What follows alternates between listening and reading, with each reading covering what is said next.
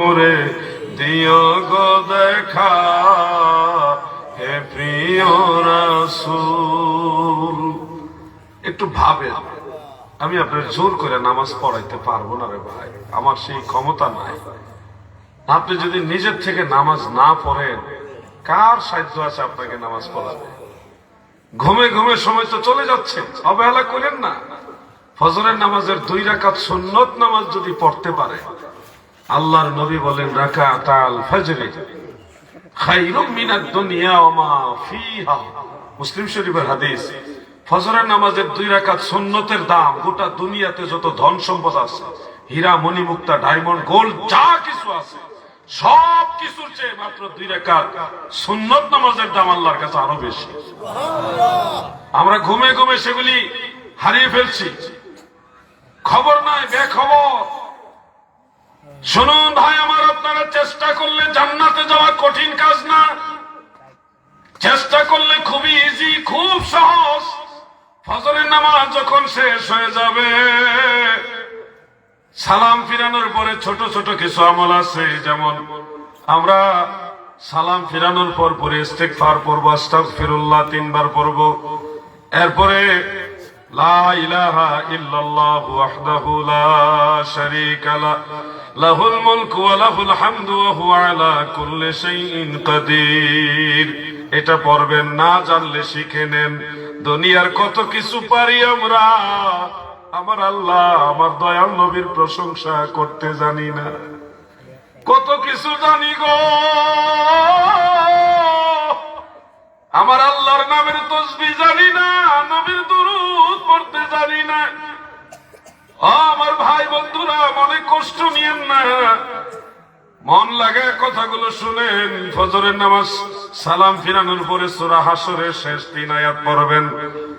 হুয়াল্লাহুল্লাযী লা ইলাহা ইল্লা হুয়া আলিমুল গায়বি ওয়াশ শাহাদাতি হুয়ার রহমানুর রহিম।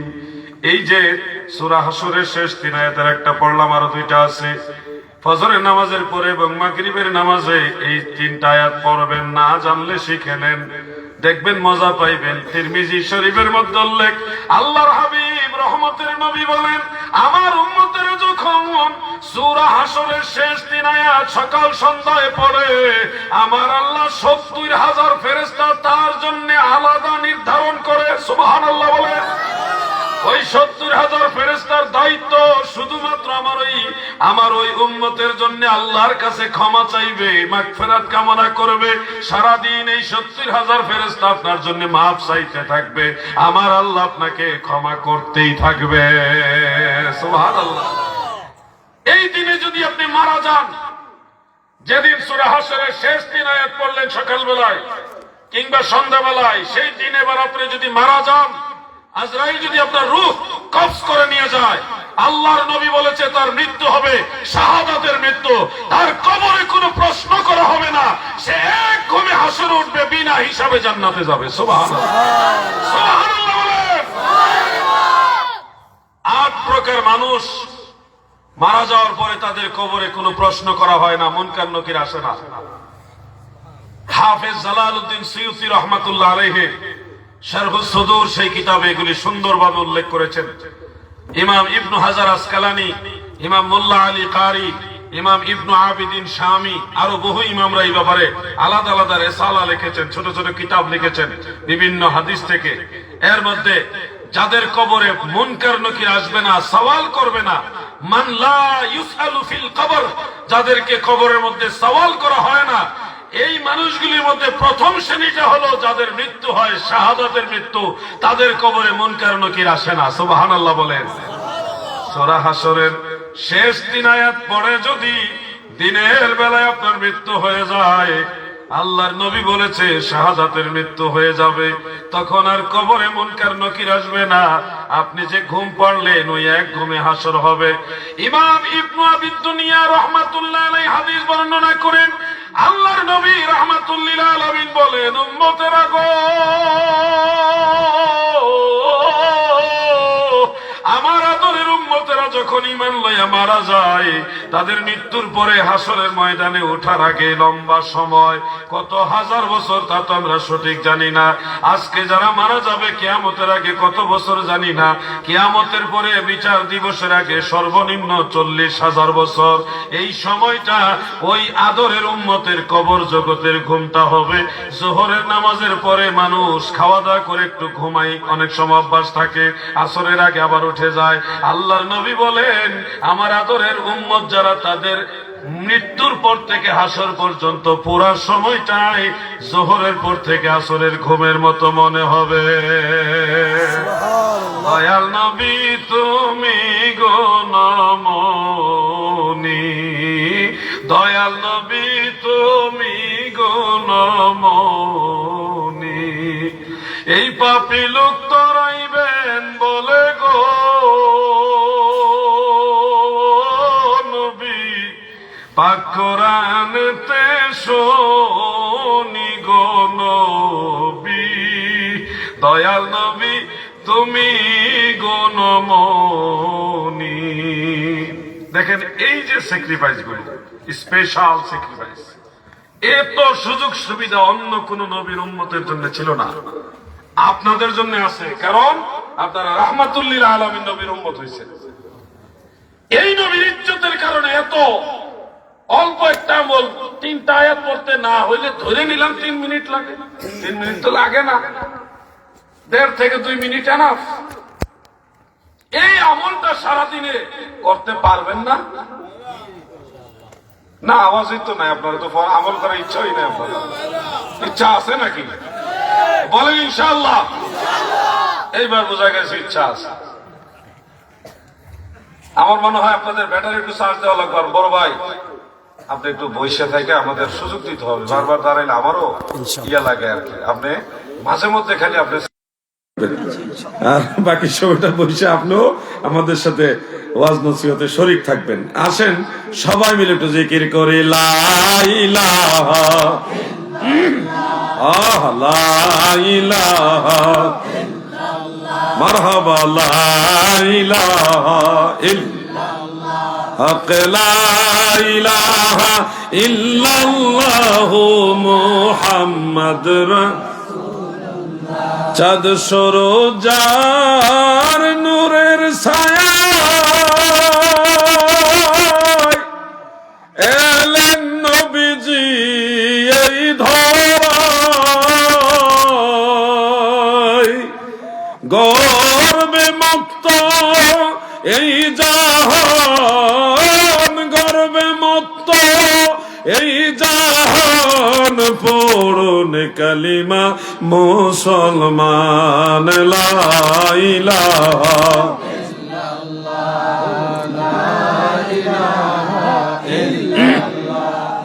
লা ইলাহা ইল্লাল্লাহ হক লা ইলাহা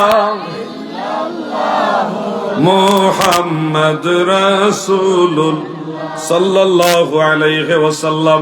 আমার দাদু ভাইয়ের আজকে আমলি ওয়াজ করব, কিছু আমলের কথা আপনাদের শোনায় যাব। নবীজির সম্মান দিয়া শুরু করলাম, ইন্নাল্লাযীনা আমানু ওয়া আমিলুস সালিহাত। আল্লাহ বলছে ঈমানের কথা, সাথে আবার নেক আমলের কথাও বলছে। এই জন্য ঈমানের মূল নবী মুহাম্মদুর রাসূল সাল্লাল্লাহু আলাইহি ওয়াসাল্লাম, নবীর কথা বললাম, ঈমানের নূর বাড়লো। এবার আমরা নবীর তরিকায় থাইকা নবীর উম্মত হইয়া কি লাভ হইল, কি উপকার হইল, এর কিছু ফজিলত আপনাদের শোনাই। আমার দাদু ভাই সূরা হাসরের শেষ 3 আয়াত যখন শেষ হয়ে যাবে, এরপরে একটা আমল করবেন, ছোট্ট করে সে আমলটা আপনারা সবাই পারবেন। একটা তাসবিহ, 2টা শব্দ মাত্র, একটা হলো সুবহানাল্লাহ আর একটা হলো বিহামদিহি। একসাথে এইভাবে বলবেন, সুবহানাল্লাহি ওয়া বিহামদিহি। পারেন না? বলেন তো সবাই, পিছনে বেড়ে বলছেন আপনারা, সবাই মিলে বলেন। আল্লাহর হাবিব রাহমাতুল লিল আলামিন আমাদের দয়াল নবীজি বলেছেন, সহিহ ইবনে হিব্বানে বিশুদ্ধ সনদে উল্লেখ, প্রিয় নবীজি বলেন, আমার উম্মতেরা যদি কেউ এক জায়গায় বসে এই তাসবিহটা 100 বার পড়ে, সুবহানাল্লাহি ওয়া বিহামদিহি, এই অংশটুকু যদি 100 বার পড়ে, আল্লাহর নবী বলেন তার আমলনামায় যদি দরিয়ার ফেনা সমতুল্য গুনাহ থাকে, সাগরের ফেনার সমতুল্য গুনাহ যদি থাকে, 100 বার এই তাসবিহ পড়ার সাথে সাথে আমার আল্লাহ সব গুনাহ মাফ করে দিবে। এটা কি খুব বেশি কঠিন? 100 বার পড়তে সর্বোচ্চ 4-5 মিনিট লাগে। 4 থেকে 5 মিনিট সময় আল্লাহর জন্য আপনারা দিতে পারবেন না? পড়লে তো আপনার লাভ, আপনার আমল নামা ক্লিয়ার হয়ে যাবে, গুনাহ খাতা মাফ হবে, আমল নামা ক্লিয়ার হবে, আপনার উপকার হবে। এই পদ্ধতিগুলি নবীজি শিখাই গেছেন, আল্লাহর হাবিব নিজে শিখাইছে আপনাকে এইভাবে করো, তাহলে তোমাদের পরকালে টেনশন থাকবে না। ফজরের নামাজের পরে এমন কোন জরুরি কাজ থাকে না, শুধুমাত্র কিছু কৃষক ভাই আছে যারা খুব ভোর বেলায় মাঠে যেতে হয়, তাও ফজরের আজানের সময় খুব একটা যাওয়া লাগে না, নামাজ পড়েও যায়, নামাজ পড়েই যায় সবাই। তো নামাজের সময় 5টা মিনিট আপনারা ফজরের নামাজের পরে এটা পড়েন না। ফজরের পরে যদি আদায় করতে নাও পারেন, দিনে যে কোনো সময় অবসর থাকলে এই তাসবিহ 100 বার পড়বেন, চেষ্টা করবেন না ইনশাআল্লাহ। যুবক ভাইরা বলেন ইনশাআল্লাহ। আমরা তাসবিহ হাতে নেন, আপনারা ক্যারাম বোর্ডের গুটি এইভাবে আঙ্গুল দিয়ে ঠেলাইয়া যে সময় নষ্ট করেন, ওই সময়টা কমাইয়া এই দিকে সময় দেন, আল্লাহর জন্য সময় দেন, আপনাদের কাজে লাগবে, ভবিষ্যৎ উজ্জ্বল হবে। আল্লাহ তাআলা আপনাদের পরকাল নাজাত দিবে, দুনিয়া তো কল্যাণ দিবে। চেষ্টা করেন। এরপরে ধরেন যাদের ফজরের নামাজ পড়ার পরে কোনো কাজকর্ম নাই, ব্যবসা বাণিজ্য 9টা 10টার আগে তার দোকান খোলা হয় না অনেকেরই, চার দোকান যারা তারা হইলো একটু ফার্স্ট টাইমে খোলা লাগে, নাস্তার দোকান যারা, কিন্তু ম্যাক্সিমাম দোকান 9টা 10টায় খুলে, তাই না? তো যাদের সকালবেলায় ফজরের নামাজের পরে কোনো কাজ থাকে না, আপনারা মসজিদ থেকে বের হয়ে যাবেন না, মসজিদে বসে থাকবেন, সূর্য ওঠার আগ পর্যন্ত বসে থাকবেন। আল্লাহর নবী বলেন, রাহমাতুল লিল আলামিন বলেন, মসজিদের ভিতরে সূর্য উদয়ের আগ পর্যন্ত কেউ যদি বসে থাকে এবং তাসবিহ তাহলিল করে, নেক আমল করে, এই আমলের কারণে তাকে জাহান্নাম থেকে মাফ করে দেওয়া হবে। সুবহানাল্লাহ বলেন। ওয়াজাবাত লাহুল জান্নাহ, আল্লাহর নবী তাকে জান্নাত আবশ্যিকভাবে দেওয়া হবে। সুবহানাল্লাহ বলেন। আগুনে পোড়ায় না, জমেও সয় না গো, নবীর প্রেমিক যে জনা। যারা নবীজিকে ভালোবাসে তারাই তো আমলগুলি করে, ওয়াহাবিরা করে না। ওয়াহাবিরা খালি মারো ধরো, খালি কোন হানো মাজার ভাঙ্গা যায়, কোন হানো খানকা ভাঙ্গা যায়, উদ্দাসিল্লাহ আল্লাহ মারামারি গন্ডগোল। আর সুন্নি যারা দেখবেন তারা মসজিদে বসে তাসবিহ পড়ে, জিকির আজকার করে, মিলাদ পড়ে, আল্লাহর কাছে বারবার মুনাজাত করে, মানুষের খাওয়ায়, নিজেও খায়। আর ওয়াহাবিরা দেখবেন মুনাজাতই করে না, নফল নামাজ তো পড়েই না। এটা 2G, আপনার এটা হলো 4G, আর এটা হইলো কি জি, 2G। তো যাই হোক, তাও সবার আওয়াজের চেয়ে বেশি মহব্বতের জুস আইছে এখান থেকে, কি না? এটা ভুল বললাম নাকি?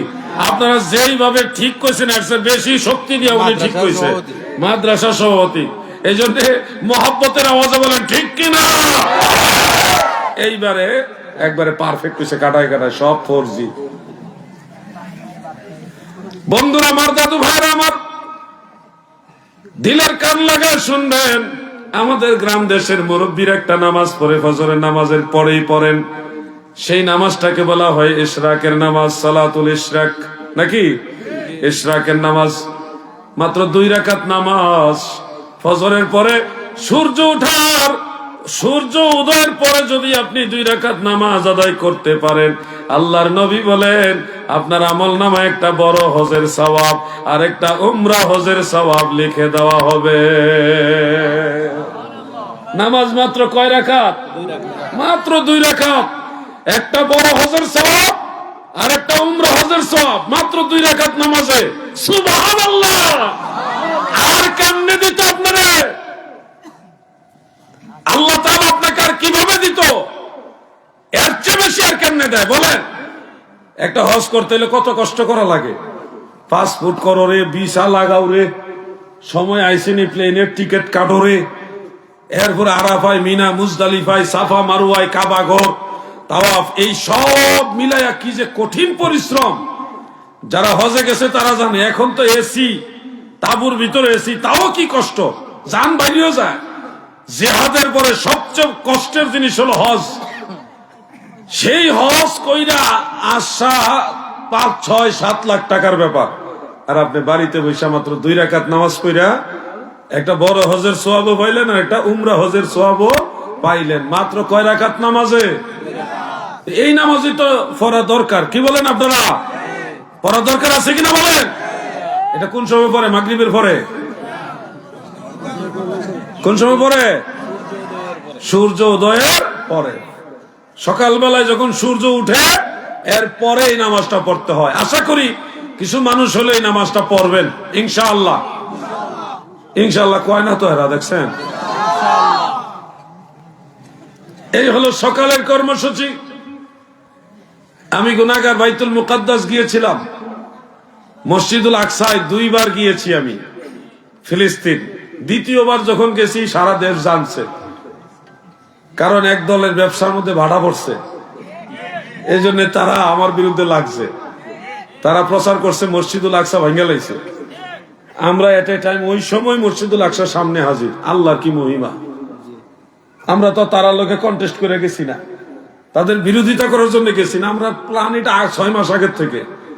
মসজিদুল আকসায় আমরা যাব আগের থেকে প্ল্যান, কাগজপত্র বৈধ। 29 জন গেছি আমরা মসজিদুল আকসায়, আমরা হাজির। আর এদিকে বাংলাদেশে এক গ্রুপ প্রচার করতেছে, তোমরা সবাই কালেকশন করে টাকা আনো, মসজিদুল আকসা ভেঙে লাইছে, মসজিদ বানাই তুইব, টাকা লাগবো।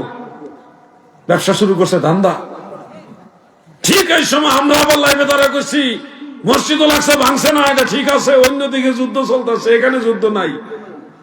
এখন ব্যবসা গেল নি 12টা বাজ্যা। এই আমরার বিরুদ্ধে একটা গ্রুপ লাগছে, জিহাদি ইসরায়েল গেছে। তো এতদিন কইলি না যে মসজিদুল আকসা ইসরায়েলে? মসজিদুল আকসা কি ইসরায়েলে? ফিলিস্তিনে। ফিলিস্তিনে যাওয়ার লাগা পাগল, যুদ্ধ করার লাগা পাগল, জেহাদ করার লাগা পাগল। এখন তাদের ব্যবসায় ভাটা পড়ার কারণে আমরা কয় ইসরায়েল গেছি। আরে বুকা, মসজিদুল আকসা কি ইসরায়েলে? মসজিদুল আকসা তো ফিলিস্তিনে। এখন যে তাহলে ইসরায়েলের উপরে গেলেন কেন? তো ইসরায়েলের উপরে দিয়ে সারা তো যাওয়ার রাস্তা নাই। কেউ যদি হজে যাইতে চায়, ইন্ডিয়ার উপর দিয়ে সারা যাওয়ার রাস্তা আছে? ইন্ডিয়ার উপরে তো যাওয়া লাগবো, জলপথে গেলেও যাওয়া লাগবো, স্থলপথে গেলেও যাওয়া লাগবো, আপনি আকাশপথে গেলেও যাওয়া লাগবো। এখন যদি হজ করতে যাইবা ইন্ডিয়ার উপরে দিয়ে কেন যাইলাবে? এটা বুকামি কথা না। ইসরায়েলের উপর সারা ফিলিস্তিনে যাওয়া যায় না। আমরা কাগজপত্র বৈধভাবে সেখানে গেছি। আমরা তো গেছি, আপনারা যাইতে পারেন না দিকে সমালোচনা শুরু করে দিবেন, এইটা ঠিক না। তো আমরা যারা গেছি আলহামদুলিল্লাহ 29 জন গেছি। কতজন? আগামী কুরবানির ঈদের পরে আবার যাবো ইনশাআল্লাহ, নিয়ত করছি। এইবার ওয়াহাবিরা রকম কাটা যাইবে না, সমালোচনা না করে আসেন, ওখানে নামাজ পড়ে আসে। মসজিদুল আকসায় 1 রাকাত নামাজ পড়লে 50,000 রাকাতের সমান সওয়াব। ওই মসজিদে আমার নবীজি ইমাম হইয়া, সমস্ত নবীদের ইমাম হইয়া নবীজি নামাজ পড়ছেন। এজন্য গজল বলি না মাঝে মধ্যে, নবী তুমি ইমামুল আম্বিয়া, নবী তুমি ইমামুল আম্বিয়া, তোমার জন্যই বানায়াছে আমার আল্লাহ এই সারাটা দুনিয়া গো নবী, নবী তুমি ইমামুল আম্বিয়া, নবী তুমি ইমামুল আম্বিয়া, আল্লাহুম্মা সাল্লি। মারহাবা। মাশাআল্লাহ, মাঠ ভরে গেছে তো। এখন লোকজন আইলে আর জায়গা পাইবনি। ওয়ালা আলি সাইয়্যিদ, পুরা মাঠ ভরে গেছে মাশাআল্লাহ। আমার দাদু ভাইরা গভীর মনোযোগ। মসজিদুল আকসায় আমি গুনাহগার গিয়েছি, বা আমরা যারা গিয়েছি আমরা তো আল্লাহ পাকের দয়ায় একটা স্পেশাল জায়গা যাইতে পারলাম। আপনারা কি করবেন? আমি আপনাদের একটা আমলের কথা বলি। যে আমলটা করলে মসজিদুল আকসায় লাইলাতুল কদর উদযাপন করা, লাইলাতুল কদর পালন করার সমান নেকি পাইবেন। কথাটা বুঝছেন নি আপনারা সবাই? বছর ঘুরে একবার লাইলাতুল কদর আসে, মাহে রমাদানের শেষ 10 দিনের যে কোনো বেজুর রাতে। সেই লাইলাতুল কদর তালাশ করার জন্য আমরা 21 রমজান, 23 রমজান, 25 রমজান, 27 রমজান, 29 রমজান প্রত্যেকটা রাত্রি স্পেশাল নামাজ পড়ি কিনা? বিশেষ করে 27শে রমজান আমরা রাত জেগে ইবাদত করি লাইলাতুল কদরের রাত হিসেবে। বছর ঘুরে একবার লাইলাতুল কদর আসে।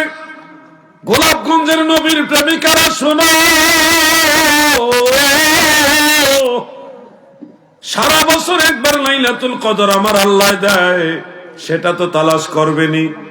কিন্তু আল্লাহর নবী রাহমাতুল লিল আলামিন আমাদের প্রিয় নবীজি সাল্লাল্লাহু আলাইহি ওয়াসাল্লাম বলেছেন, আমার উম্মতের জন্য দৈনিক 3 বার লাইলাতুল কদর আছে।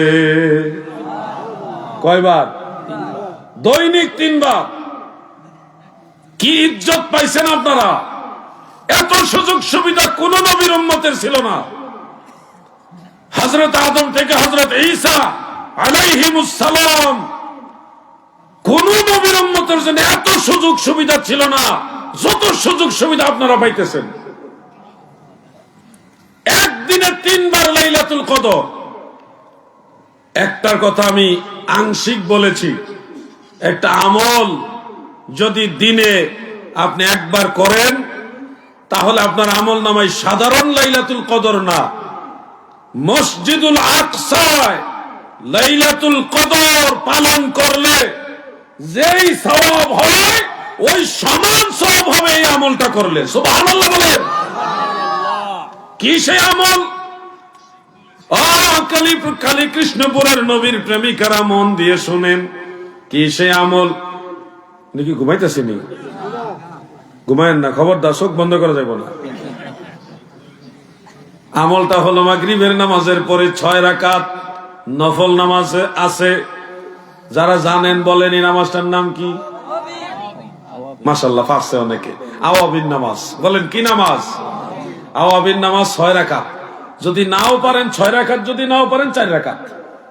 4 রাকাত থেকে 6 রাকাত, 6 রাকাতই পড়বেন।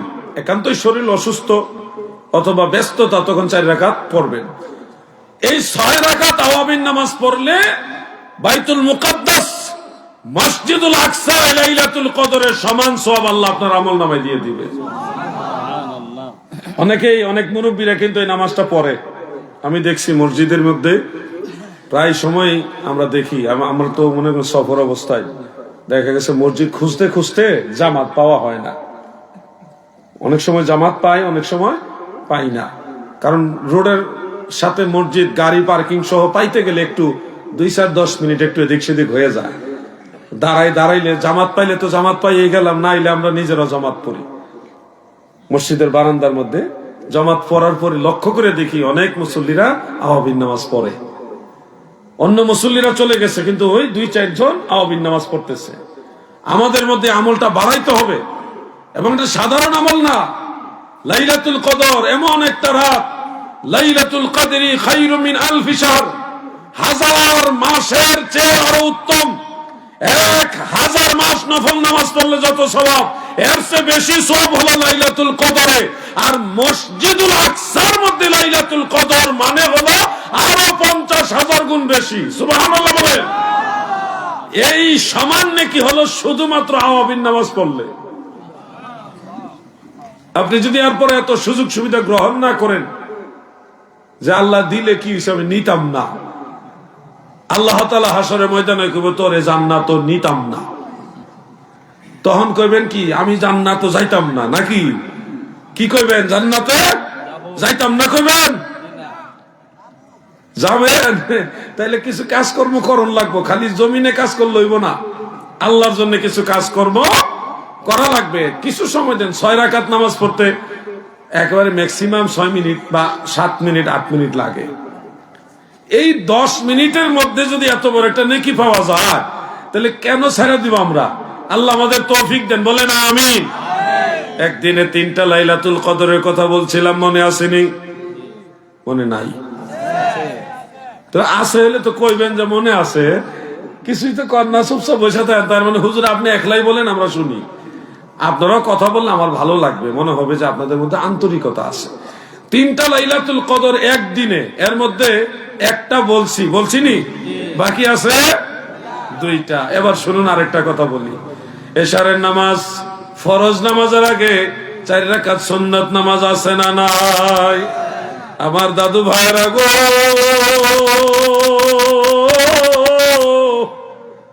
দিলের কান লাগায় শোনেন। হাফেজুল হাদিস ইমাম আবু জাফর উকাইলি রহমাতুল্লাহ আলাইহি, তিনার লেখা কিতাবুদ দুআফার মধ্যে হযরত আব্দুল্লাহ ইবনে আমর ইবনে আস রাদিয়াল্লাহু কিসরে হেতে দিয়ে আমার ওয়াজটা ফালাই দিয়ে যাইতেছে, কি তাইছে তারা এরা এই ওয়াজটা মজা নাই, কারণ এলে নামাজের রাতে শিখছুই না, এরা নামাজ পড়বো করতে গেলে গুইরাই বুট বাদাম খাইয়াই পরে সিন্নি দেওয়ার সময় মনে নাকি যাও যাও গুইরাও গা, কেউ নাই বাইরে, জিন ও ধরতে পারে। এরা জিনেরে ডরায়, জিনে তারারে ডরায়। এই জমানার ফুলাফাইন যে ডেঞ্জার, বাবা রে বাবা, জিন ভূতে এরারে ডরায়, মারাত্মক মারাত্মক। এক লোকে ভূত ছাই যা একটা ছেলেরে ভয় দেখাইতে গেছে, যারে ভয় দেখাইতে গেছে হ্যাঁ উল্টা সে যে ভূত সাজ যে তার এমন মায়ের দিছে, হ্যাঁ মায়ের খায়া কইটা কি হইলো, আমি দেখাইলাম তারে ডর যে আমি জিন আইছি। এর এমন মার দিছে যে মারে হে ভাবতেছে আজকে জিনেরে ফিরাইলে কেমন লাগে দেখি। এই হলে এই জামানার ছেলে ফেলে, তোমরা কি উঠে যাবে নাকি? আমি তো এই কথাগুলি বলতেছি এইভাবে তোমাদের বোঝায় কেউ বলবে না। আমি সুরে সুরে গজল দিয়ে দিয়ে মানে আন্তরিকতা দিয়ে তোমাদের আমলের কথাগুলি স্মরণ করে দিছি। এইভাবে খুব কম বক্তারাই বলবে। অন্য অনেক ওয়াজ আছে, আমিও অনেক ওয়াজ জানি, কিন্তু আমার জীবনে যত মাজারে ঘুরছি একটা একটা গল্প কাহিনী কইলে তো অনেক সময় চলে যাব। কিন্তু আমি চাই আমারে কষ্ট করে দাওয়াত করে আনছেন আপনারা, আমিও নদী পার হইয়া অনেক কষ্ট করে আসছি। আমি চাই 2টা কথা আপনাদের ধর্মের নসিহত আপনাদের শোনায়া যায়, কিছু উপকার আপনারা লাভ করেন। আন্দাজি গল্প কইয়া কাহিনী কইয়া এক কাহিনী তো আমার আধা ঘন্টা 40 মিনিট যাবো, কেমন বহুত কাহিনী আছে। শত শত সাহাবী, বহু সংখ্যক নবী রাসূল সাহাবীদের মাজার জিয়ারত করছে আমার এই জীবনে। এই জানুয়ারি মাসের শেষের দিকে ইনশাআল্লাহ আবার ইরাকে যাব, ইরাক থেকে সিরিয়া যাব, 2 রাষ্ট্র ঘুরতে যাব, প্রসেসিং চলতেছে। আমার জীবনে অসংখ্য জায়গায় আমি ঘুরছি। তো ঘুরতে ঘুরতে আমি দেখছি যে কোরআন হাদিস কিতাবের পৃষ্ঠার সাথে বাস্তবতার মিল, এটা একটা হলো থিওরিক্যাল জ্ঞান আর একটা প্র্যাকটিক্যাল জ্ঞান। এই 2টা জ্ঞান আমি অর্জন করার চেষ্টা করছি। আমি 3টা আমলের কথা বলছিলাম, 3টা লাইলাতুল কদর, এর মধ্যে একটা বলছি আর একটা বলতে চাইছিলাম, গন্ডগোলটা লাগাইছে এই 2-3টা ফুলা ভাইলে।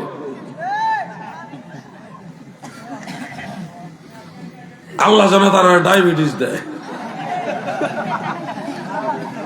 না, এটা বদুয়া দিছি না, এটা দুষ্টামি করছি আর কি,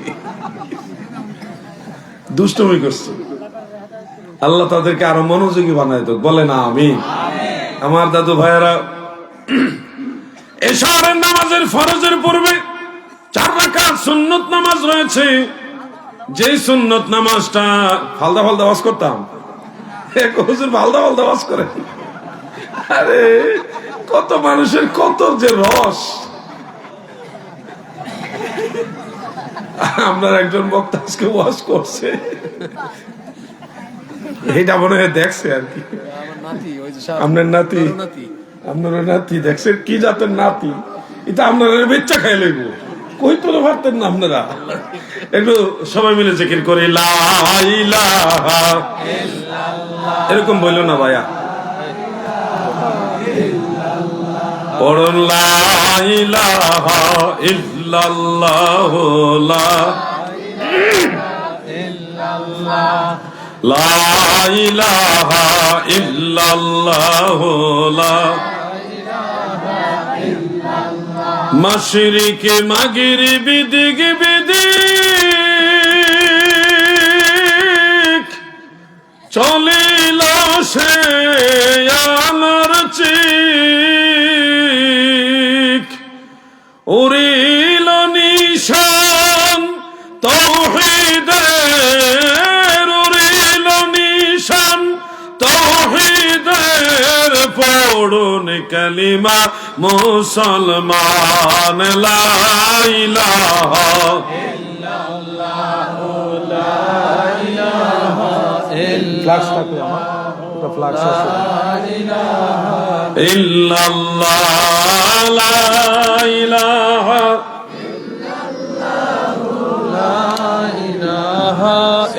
ইল্লাল্লাহ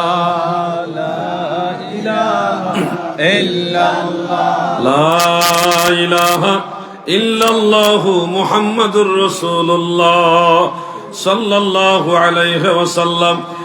হাফিজুল হাদিস ইমাম আবু জাফর কাইলি রাহমাতুল্লাহ আলাইহির লেখা কিতাবুদ দুআফার মধ্যে প্রখ্যাত সাহাবী হযরত আব্দুল্লাহ ইবনে আমর ইবনে আস রাদিয়াল্লাহু আনহু থেকে রওয়ায়াত বর্ণিত রয়েছে, মান সাল্লা আরবা রাকাতিন ক্বাবলাল ইশাই। আল্লাহর হাবিবের সাহাবী বর্ণনা করেন, যারা ইশার নামাজের ফরজের আগে 4 রাকাত সুন্নত নামাজ আদায় করবে গো, ওই সুন্নতের বদলতে আমার আল্লাহ আমল নামার মধ্যে লাইলাতুল কদরের সমান সওয়াব দিয়ে দিবে। কিন্তু এই সুন্নত নামাজটা আমরা অবহেলা করি। দেখবেন ইশারের নামাজের 4 রাকাত সুন্নত অনেক মুসল্লিরা পড়ে না, অনেক মুসল্লিরা পড়ে না, তো সেটা কত দাম দেখছেন, এটা কি মহামূল্যবান। লাইলাতুল কদরের সমান সওয়াব এটার মধ্যে, সুবহানাল্লাহ বলেন। আমরা কি চেষ্টা করতে পারি না এই নামাজগুলি পড়ার? চেষ্টা করলেই পারবেন।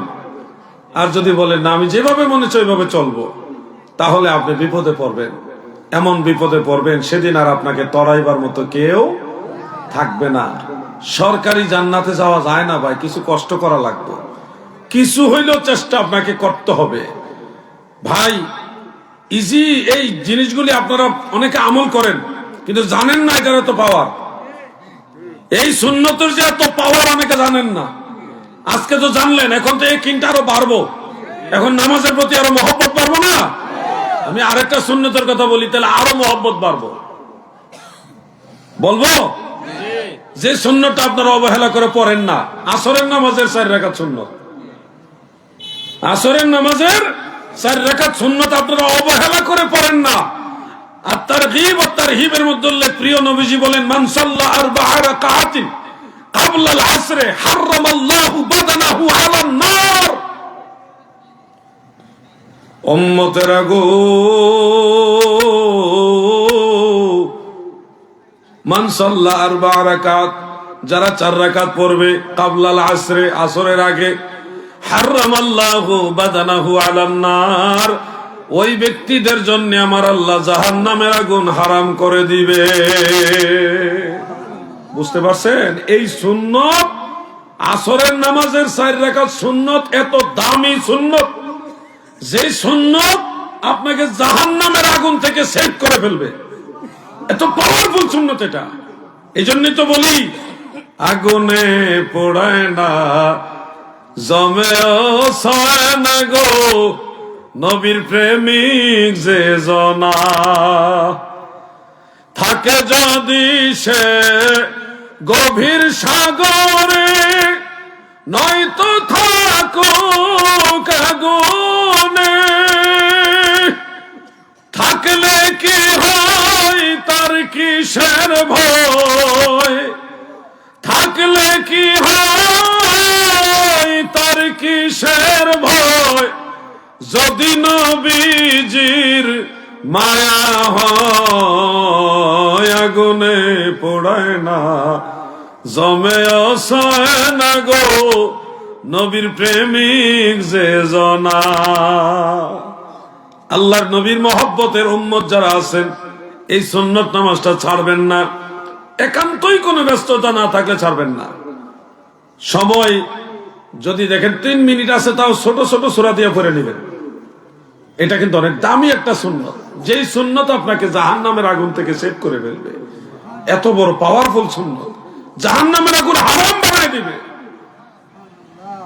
ও ভাই বাপ, আরেকটা আমলের কথা আপনাদের শোনাতে চাই, শোনাবো নাকি না? জান্নাতের মধ্যে স্বর্ণ দিয়ে আল্লাহ ঘর বানাইব। কি দিয়া? স্বর্ণ দিয়া, সোনা দিয়ে আল্লাহ তারা ঘর বানাইবেন। বানাল্লাহু লাহু বাইতান ফিল জান্নাহ। কার জন্য জান্নাত বানাবে স্বর্ণ দিয়া জানেননি? এই আসরের নামাজের সুন্নাত যারা পড়বে তাদের জন্য। সুবহানাল্লাহ। একই আমলের কতগুলো ফজিলত। আমরা কি চেষ্টা করবো ইনশাআল্লাহ? সারা রাত তাহাজ্জুদ নামাজ পড়তে পারবেন?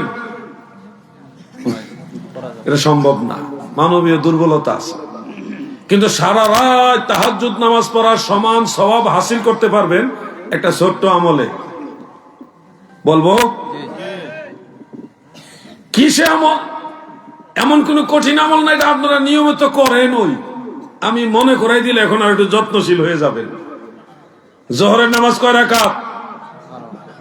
5 রাকাত বলে মুরব্বী 5 আঙ্গুল দেয় 5 রাকাত না, উনি মনে হয় মুখে কইছে 12, হাত দেখাইছে 5টা নাকি?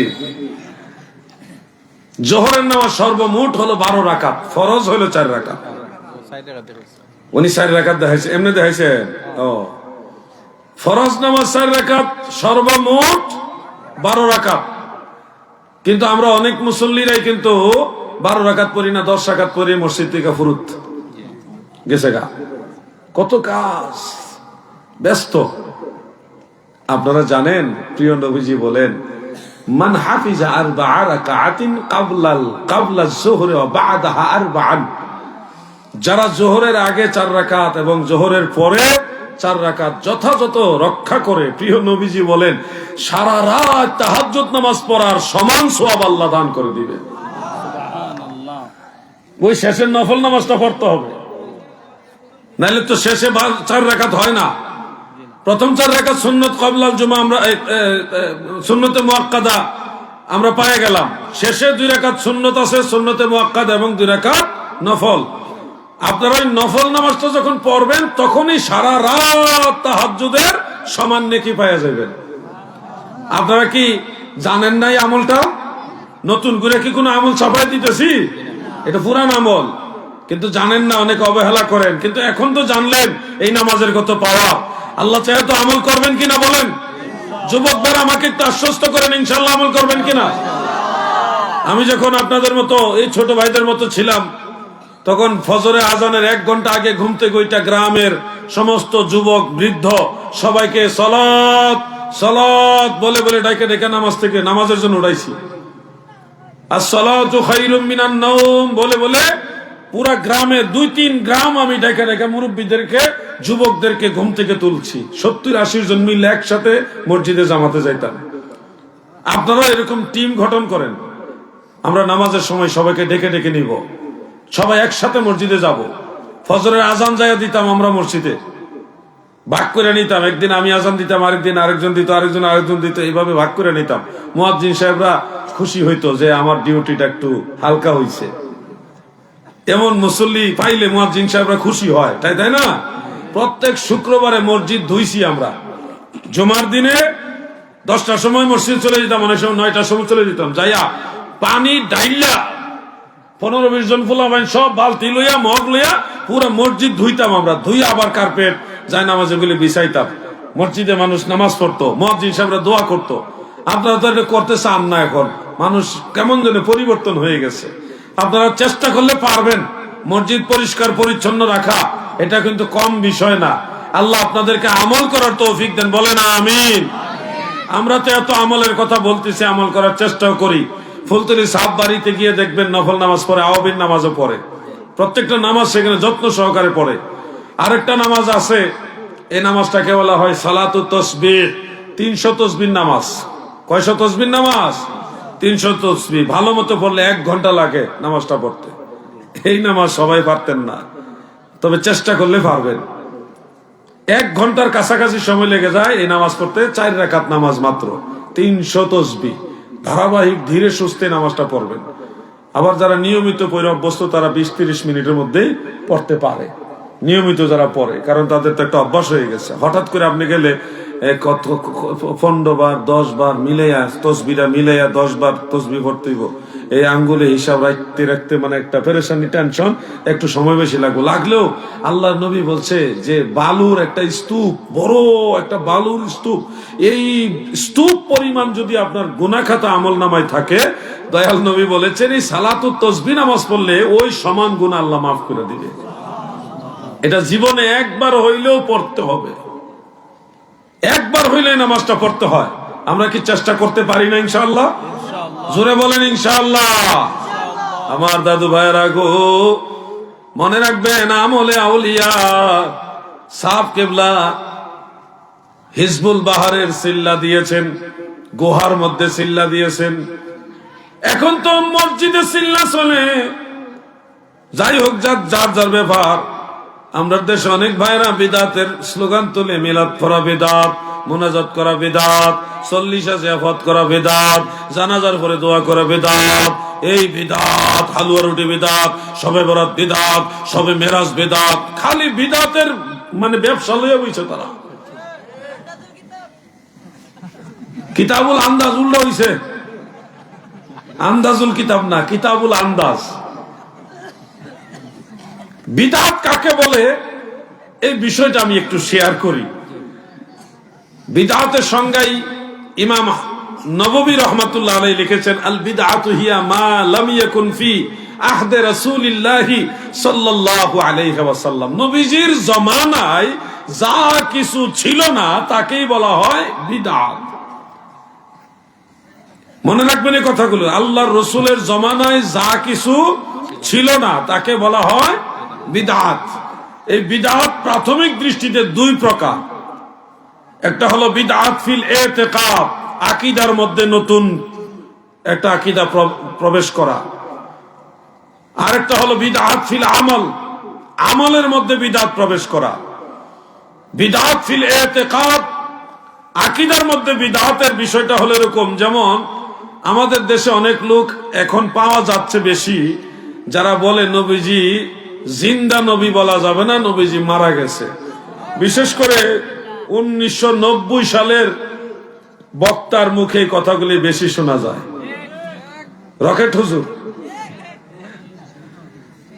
উনি মাঝে মধ্যেই একটা জঞ্জাল সৃষ্টি করে, কখনো এটা নিয়ে কখনো ওইটা নিয়ে বিভিন্ন কথা। ইদানিং বলা বলি করতেছে আল্লাহ রসুল সাল্লাল্লাহু আলাইহি সাল্লাম মরে গেছে, মরা নবী তো বলতে হবে। কি আজীব ব্যাপার! অথচ আহলুস সুন্নাহ ওয়াল জামাতের আকীদা হলো আল্লাহর নবী নিজেই বলেছেন, আল আম্বিয়াউ আহয়াউন ফি কুবুরিহিম ইউসাল্লুনা। সহিহ হাদিস, সমস্ত নবীরা জিন্দা, সব নবীরা জিন্দা, আমাদের নবী জিন্দা নবী, ঠিক কিনা বলেন? যারা নবীকে জিন্দা নবী বলে না, এবারে খালেদ নবীর দুশমন, ঠিক কিনা বলেন?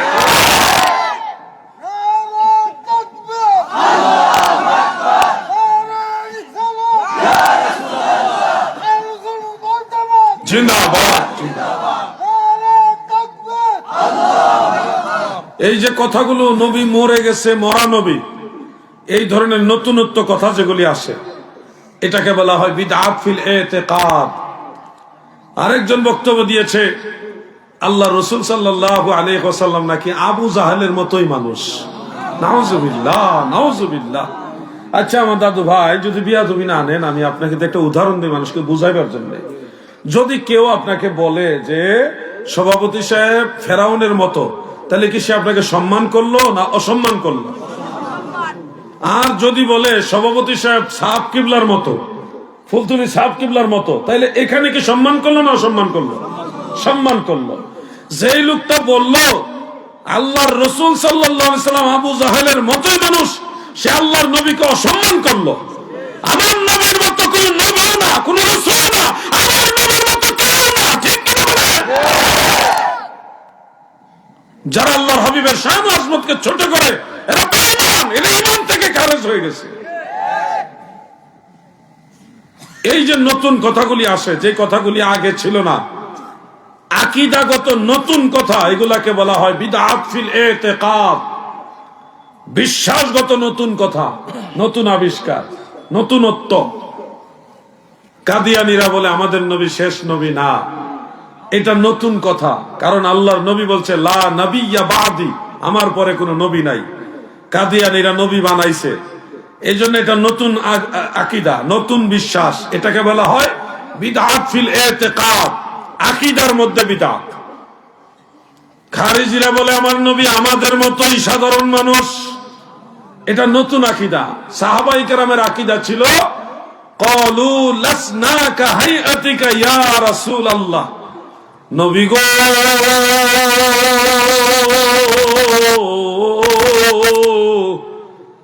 আমরা কোন সাহাবী আপনি রাসূলের মতো না।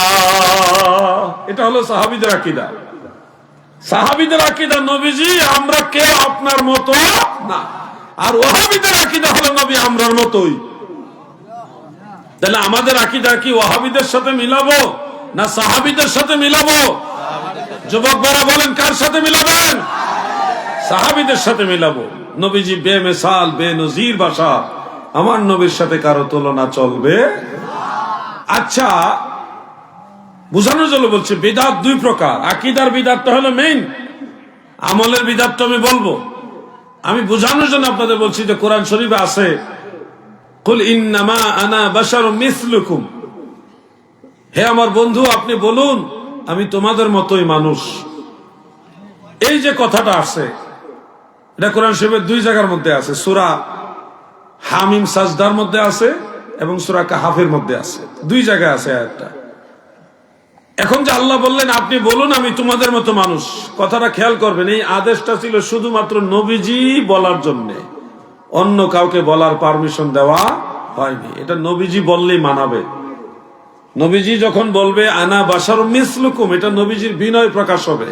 হযরত আব্দুল্লাহ ইবনে আব্বাস, হযরতে হাসান বসরি রহমাতুল্লাহ আলাইহিমা, এই দুইজনেই পরিষ্কার ভাবে বলেছেন যে আনা বাশারুম মিসলুকুম, এটা মূলত বলা হয়েছে লিতাওয়াদু, বিনয় প্রকাশের জন্য, যেটা তফসিরে বগবীর মধ্যে এবং তফসিরে খাজানের মধ্যে উল্লেখ আছে।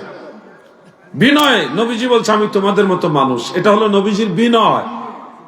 নবীজি বললে এই কথাটা মানায়, আমরা বললে এই কথা মানাবে না।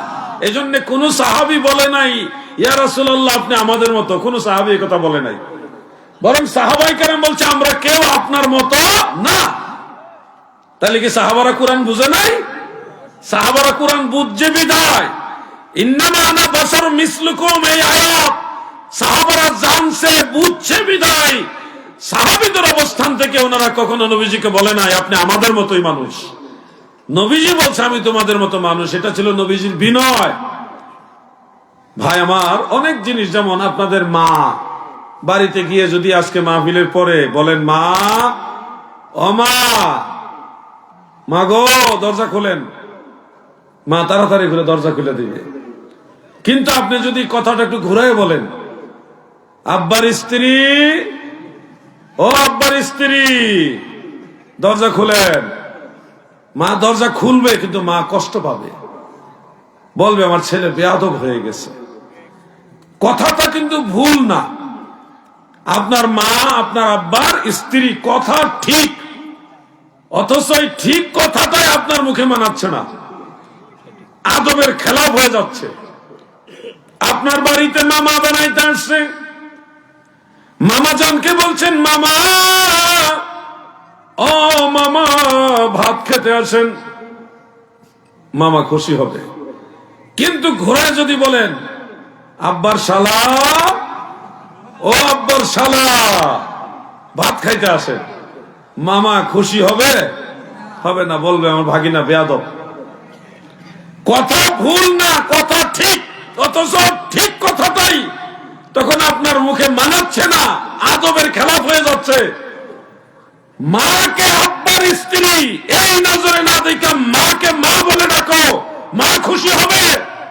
মামাকে আব্বার শালা ওই নজরে না দেখে তুমি মামাকে মামা হিসেবে ডাক দাও, এতে মামা খুশি হবে।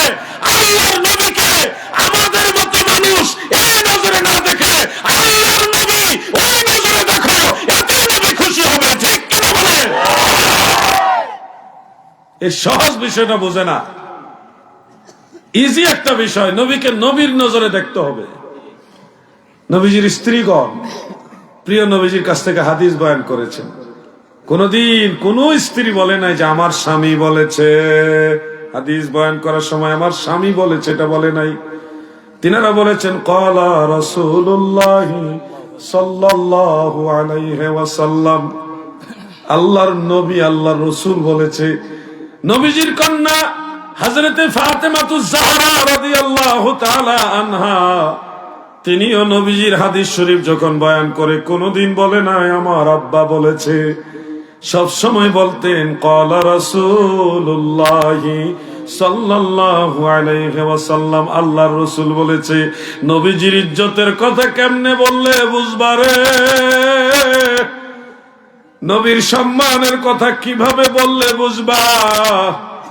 এই জন্য আশিকে রাসূল গান গাইছে, নবীজির শানের কথা বলবো রে কারে, নবীজির গুণের কথা বলবো রে কারে, নূর অংশ দিবানা জঙ্গলায় ঠিকানা, ঘুরিয়া বেড়ায় নবী ধারে গোধারে, নবীজির শানের কথা বলবো রে কারে।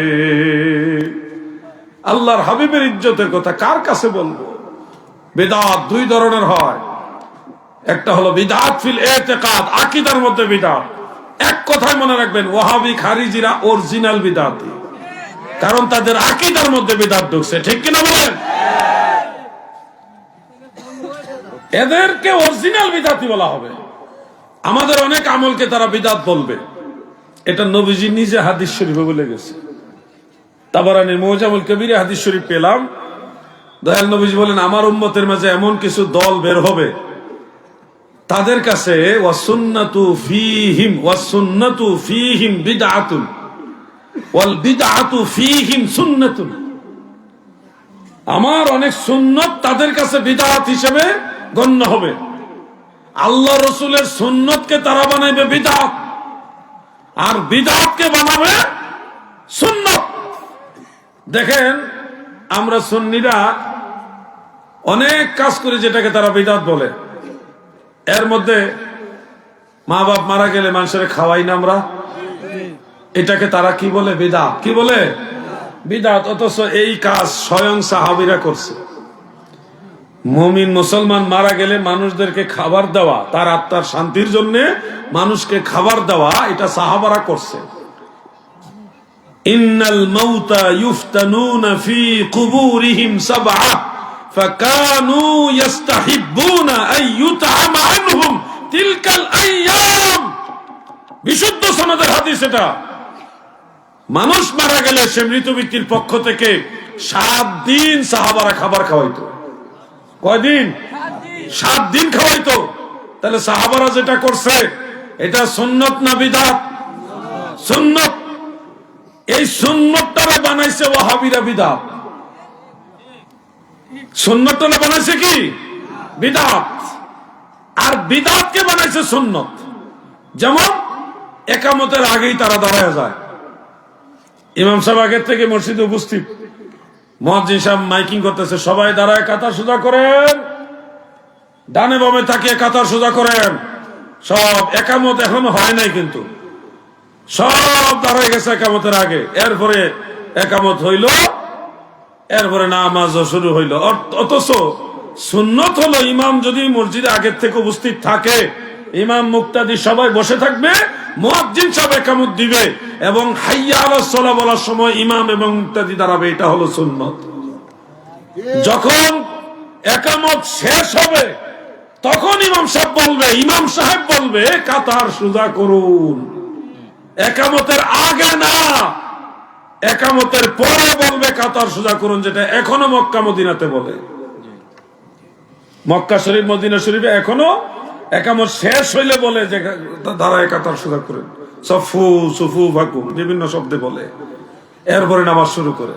তাহলে যেটা সুন্নত, সুন্নতটা কি? হাইয়া আলাস সালার সময় দাঁড়ানো, একামত শেষ হইলে কাতার সোজা করার কথা বলা, এটা হলো সুন্নত। এই সুন্নতটা তারা বাদ দিয়া নিজেরা একামতের আগেই কয় তারা একাতার সোজা করেন। অর্থাৎ সুন্নতটারে বানাইছে বিদআত, আর বিদআতরে বানাইছে সুন্নত। ওই জন্য নবীজির কথা, ওয়াস সুন্নাতু ফীহিম বিদআতুন ওয়াল বিদআতু ফীহিম সুন্নাতুন। এই খারিজিদের কাছে সুন্নত হবে বিদআত আর বিদআত হবে সুন্নত। এজন্য বলছি অরিজিনাল বিদআতি হলো ওয়াহাবি খারিজিরা। বেশি গায়ে লাগতেছে নাকি আবার? সব বেদাত গুমরাহি যে কয় তারা। কুল্লু বিদআতিন দালালাহ ওয়া কুল্লু দালালাতিন ফিন্নার। হাদিস সহিহ। প্রত্যেক বিদআত হলো গুমরাহি এবং প্রত্যেক গুমরাহির কারণে জাহান্নাম যাবে, জাহান্নাম হবে। এখন দাদু আমার হাদিসের ব্যাখ্যা তো আপনি আমি নিজের মতো করে করলে হবে না। যদি নিজের মতো করে করি তাহলে দেখা যাবে এক হাদিস ঠিক আর এক হাদিস বেঠিক। হাদিস কি একটা ঠিক আর একটা বেঠিক এরকম হয়? সব হাদিসই তো আপনাকে মূল্যায়ন করতে হবে, গ্রহণ করতে হবে। মনে রাখবেন, কুল্লু বিদআতিন দালালা দ্বারা যদি সব বিদআত খারাপ হয়ে যায় তাইলে অনেক হাদিস বাতিল হয়ে যাবে। যেমন তারাবি নামাজের জামাত পড়বেন কেমনে আপনি? তারাবিহ নামাজের জামাতকে হযরত উমর ফারুক রাদিয়াল্লাহু আনহু বলছে, নি'মাতুল বিদআহ হাযিহি, এটা অনেক সুন্দর বিদআত। বুখারী মুসলিমের হাদিস। তাহলে সব বিদআত খারাপ হলে তারাবি নামাজের জামাতকে যে হযরত উমর বিদআত বললেন, এটা কি হবে? আপনারা যে আজান দেন জুমার দিনে 12:15 বা 12:30 আজান দেন না, আপনারা জানেননি এটা যে বিদআত? জানেন না? এটা বিদআত হলেও এটা বিদআত না জায়েজ না, এটা সুন্নত, মানে গুরুত্বপূর্ণ জায়েজ পর্যায়ের বিদআত। হযরত উসমান রাদিয়াল্লাহু আনহুর খেলাফতের আমলে এই আজান প্রবর্তিত হয়েছে, সাহাবায়ে কেরাম এটা গ্রহণ করেছে। যদিও এটা নবীজির জামানায় ছিল না, লফজান লাগভি দৃষ্টিতে বিদআত, কিন্তু মূলত এটা সুন্নত। মারহাবা বলেন। ওই যে আলাইকুম বিসুন্নতি ওয়া সুন্নতি খুলাফায়ে রাশিদিন, খোলাফায়ে রাশিদিনের কর্মটাও আমাদের জন্য সুন্নত। ওই হাদিস অনুযায়ী যদিও এটা লাগভি দৃষ্টিতে বিদআত, কিন্তু হাকিকতে সুন্নত। অনেক বিদআত আছে মুস্তাহাব হয়, অনেক বিদআত আছে সুন্নত হয়, অনেক বিদআত আছে ওয়াজিব হয়। যেমন কোরআন শরীফের মধ্যে জের জবর ফেজ জজম তাসদীদ, আয়াতের চিহ্ন, পারার চিহ্ন, সূরার নাম, এগুলি আছে না নাই? আপনারা কি জানেন এগুলি বিদআত? জানেন না? আল্লাহ রাসূল সাল্লাল্লাহু আলাইহি ওয়াসাল্লামের জামানায় 4 খলিফা, সাহাবীদের জামানায় কোরআন শরীফে জের জবর ফেজ জজম ছিলই না। বাদশাহ হাজ্জাজ বিন ইউসুফের জামানায় মানুষের কোরআন তিলাওয়াতের সুবিধার জন্য গ্রামাটিক্যাল সহযোগিতা নিয়ে নাহু সরফের আলোকে এই জের জবর ফেজ জজম তাসদীদ, আয়াতের চিহ্ন, ওয়াকফের চিহ্ন, সূরার চিহ্ন, রুকুর চিহ্ন, পারার চিহ্ন, এগুলি সংযোগ করা হয়েছে। এতে কি আমাদের উপকার হয়েছে না ক্ষতি হয়েছে? যেহেতু এটা উম্মতের উপকারের কাজ, উম্মতের জন্য উপকার, সেহেতু এটা বিদআত হওয়া সত্ত্বেও এটা ওয়াজিব, বিদআতে ওয়াজিবা। এই বিদআত নাজায়েজ না, এই বিদআত জরুরি দরকার। সব বিদআত খারাপ যদি বলেন, এটা কি ঈদগাহ নেই? আমরা বসছি কোন জায়গায়? ঈদগাহ। ওইটা এটা জানাজার মাঠ। ওইখানে কি? আচ্ছা যাক, ওই মাসালা গেলে আবার কোন হানুগুন ফেসাল লাগবো, কারণ আমরা ফেকা নিয়ে পড়ছি তো, ফেকা নিয়ে পড়ছি। প্রত্যেক কদমে কদমে আমরা মাথা মেজে খালি মাসালা ঘুরে, খালি কিলকিল কিলকিল করে মাসালা।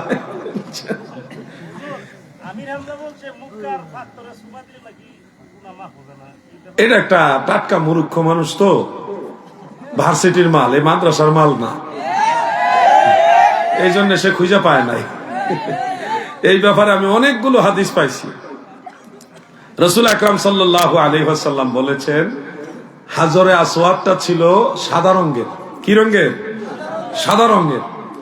এবং আল্লাহর নবী বলেন, এই পাথর মানুষের গুনাহ টানতে টানতে কালো রং হয়ে গেছে। এটা তিরমিজি শরীফের মধ্যে আছে, সিহাসিত্তার কিতাব।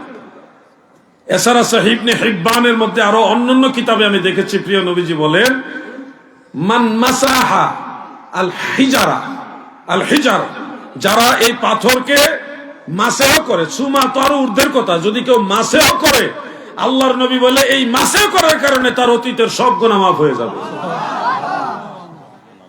এত মাদ্রাসায় ঠিক মতো পড়ে না, আর পড়লো নকল করে পাস করি না হইতে পারে।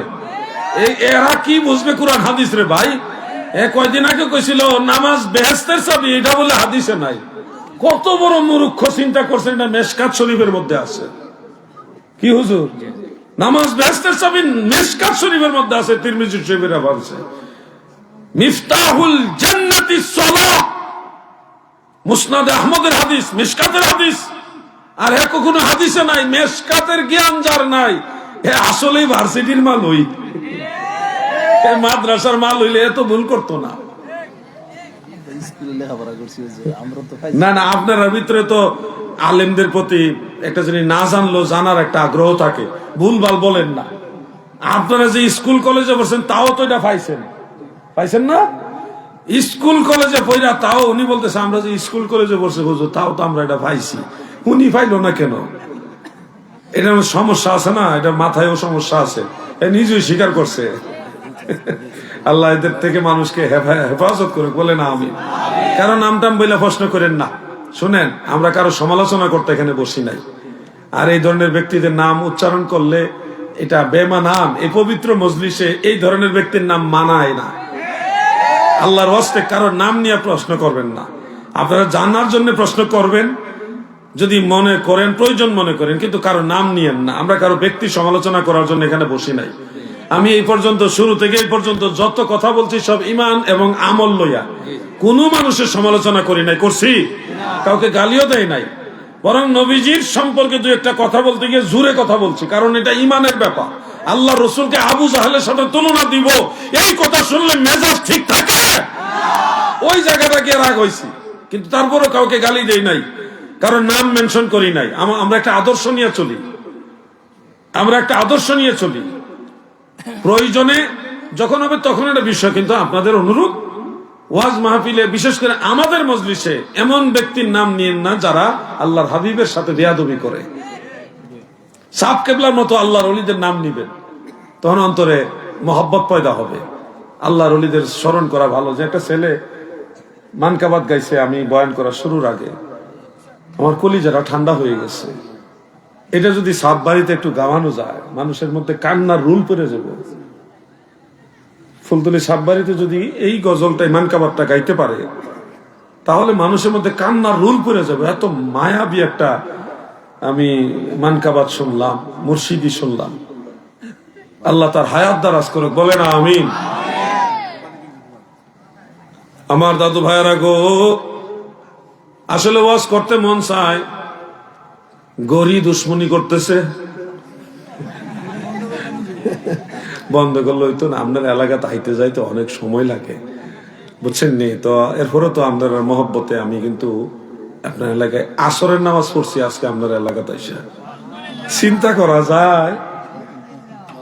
এরপরে মাগরিব পড়ছি, এশা পড়ছি, 3 ওয়াক্ত নামাজ এখানে আলহামদুলিল্লাহ জামাতের সাথে পড়ছি। আগে আইছি, উদ্দেশ্য হইল গ্রাম অঞ্চল দেখতে দেখতে যামু, যায়া মাছ খামু, আয়া দিয়ে গরু রানছে, একটা মাছ খাওয়াইছি, তা একটা মাছ খাইয়া ফুসাই আমরা মাছের দেশে আইসা। তারপরেও বাড়িওয়ালাকে শুকরিয়া, আলহামদুলিল্লাহ, আল্লাহ ওনাদের রিজিক বাড়ায় দেখ, বলে না আমি।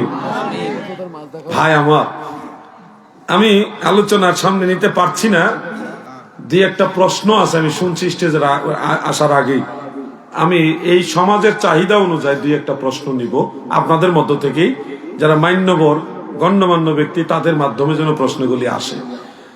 এই কারণে নিব যে আপনাদের প্রয়োজন মাফিক যে প্রবলেম, এগুলি যেন সলভ হয়। সেই জন্য আমি দুইজনকেই শুধু অনার করব, যে কোনো দুইজনকে আপনারা প্রশ্নগুলি আদবের সাথে করবেন।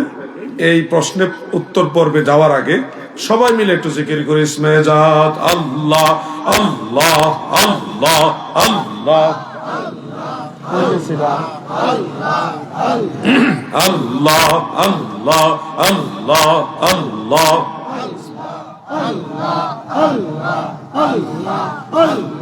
সাদের জীবন বিফলে গো সোনার জীবন বিফলে ও নবী আপনাই না পাইলে আল্লাহ আল্লাহ আল্লাহ আল্লাহ আল্লাহ সাদের জীবন বিফলে গো সোনার জীবন বিফলে ও নবী আপনাই না পাইলে আল্লাহ আল্লাহ আল্লাহ আল্লাহ। ও যুবক ভাইরা, ছোট ভাইরা, জিকির করো আল্লাহ আল্লাহ আল্লাহ। কোরআনে শুনেছি আমি গুনাহগারের বান্ধব তুমি ও আল্লাহ আল্লাহ আল্লাহ। তারায় ধমরে হাসর ময়দানে ও নবী আপনাই না পাইলে আল্লাহ আল্লাহ আল্লাহ আল্লাহ আল্লাহ। সাদের জীবন বিফলে গো সোনার জীবন বিফলে ও নবী আপনাই না পাইলে আল্লাহ আল্লাহ আল্লাহ আল্লাহ আল্লাহ আল্লাহ।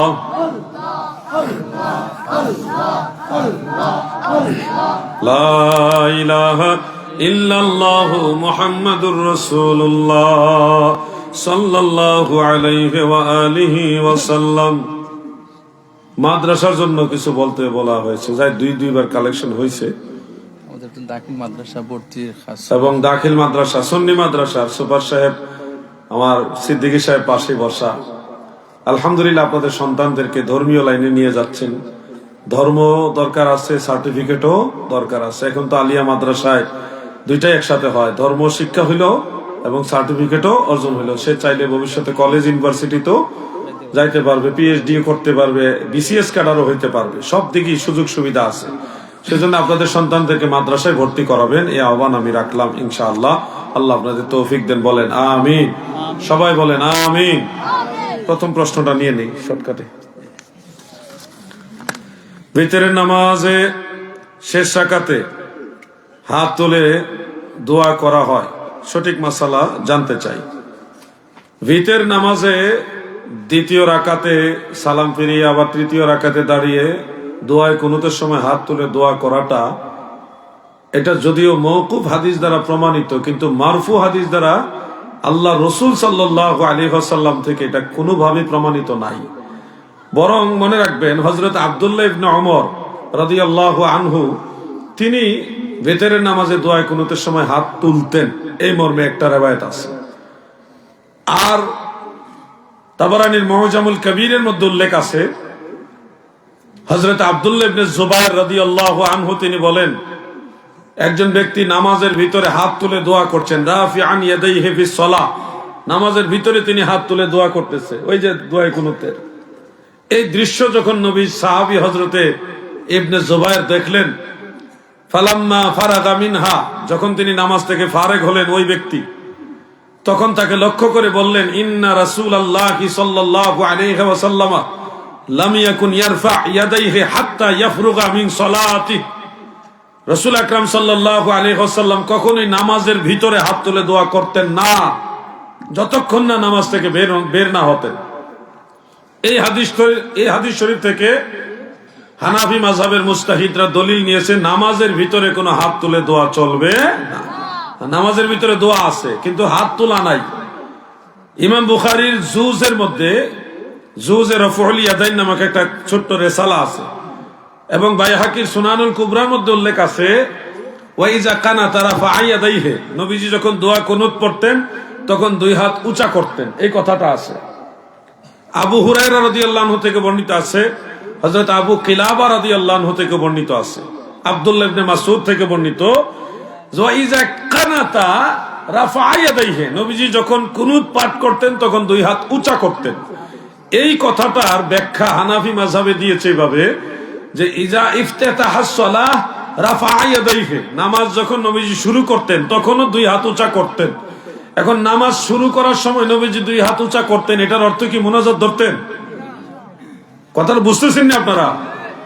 রাসূল আকরাম সাল্লাল্লাহু আলাইহি ওয়াসাল্লাম নামাজ শুরু করার সময় দুই হাত উঁচা করতেন, আল্লাহু আকবার। এই যে উঁচা করার অর্থ হলো কানের লতি পর্যন্ত এইভাবে হাত তোলা, এটাকে বোঝা হয়েছে রাফা ইয়াদাইহি।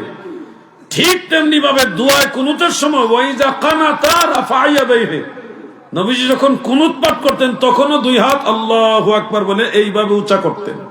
এখানে রাফা ইয়াদাইহি দ্বারা মুনাজাতকে বোঝানো হয়নি। তার প্রমাণ ওই সাহাবী বললেন, আব্দুল্লাহ ইবনে জুবাইর বললেন, লাম ইয়াকুন ইয়ারফা ইয়াদাইহি হাত্তা ইয়াফরুগা মিন সালাতি, নবীজি নামাজের ভিতরে কখনো হাত তুলে দোয়া করতেন না। এই যে এক হাদিস আরেক হাদিসের ব্যাখ্যা। কেন সৌদি আরবে দোয়া কুনুতের সময় হাত তুলে তারা মুনাজাতের মতো, আমরা করি না? মনে রাখবেন সৌদি আরব কেন করে? সৌদি আরবের মাযহাব হলো হাম্বলি মাযহাব। কোন মাযহাব? আমাদের বাংলাদেশে ফলো করা হয় হানাফি মাযহাব রাষ্ট্রীয়ভাবে, আর সৌদি আরবে রাষ্ট্রীয়ভাবে ফলো করে হাম্বলি মাযহাব। শাফি মাযহাবকে তারা প্রায়োরিটি দেয়। ওই শাফি মাযহাবের একটা মাসআলা হলো দোয়া কুনুতের সময় হাত তুলতে হয়, এবং এটার দলিল কি? হযরত আব্দুল্লাহ ইবনে ওমর এইভাবে হাত তুলে দোয়া করছেন। এখন খেয়াল করেন, সাহাবী একজন হাত তুলে দোয়া করছে, এটা হলো মওকুফ রিওয়ায়াত, সাহাবীর আমল। আর আল্লাহর নবী কখনোই নামাজে হাত তুলে দোয়া করতেন না। প্রাধান্য দিবেন কোনটা, সাহাবীর আমল না আল্লাহর রাসূলের আমল? কোনটাই আমরা ভুল বলবো না। আব্দুল্লাহ ইবনে ওমর ভুল করছে আমরা বলবো না, বলার সুযোগ নাই। আমরা সরাসরি নবীজিকে অনুসরণ করব। এই জন্য সৌদি আরবের শাফি মাযহাবের অনুসারীরা ওই আব্দুল্লাহ ইবনে ওমর রাদিয়াল্লাহু আনহু রিওয়ায়াত অনুযায়ী দোয়া কুনুতের সময় হাত তুলে, এটা হলো তাদের ওই দলিল। তাদের দলিলের চেয়ে আমাদের দলিলটা কত মজবুত। আমরা দোয়া কুনুতের সময় নবীজির মতো রাফা ইয়াদাইহি, দুই হাত উঁচা করি, করি কিনা ভাই? যখন দোয়া কুনুত শুরু করি তখন হাতটা ছেড়ে দিয়ে আল্লাহু আকবার বলে আবার হাত বাঁধি, দোয়া দুই হাত উঁচা করি। কিন্তু এটা হলো নবীজির সুন্নাত। এজন্য মনে রাখবেন, অনেক আমল আছে যে আমলগুলি হানাফি মাযহাবের বিপরীত মনে হয়, কিন্তু হানাফি মাযহাবের পিছনে যে দলিলগুলো, এগুলি খুব মজবুত দলিল, শক্তিশালী দলিল। আল্লাহ তাআলা আমাদেরকে সুন্নত মোতাবেক আমল করার তৌফিক দেন, বলেন আমিন। আমরা শুধু এইভাবে হাত তুলবো, কিন্তু মুনাজাত করব না এর সময়, কুনুতের সময়। তাওহীদি জনতা কারা?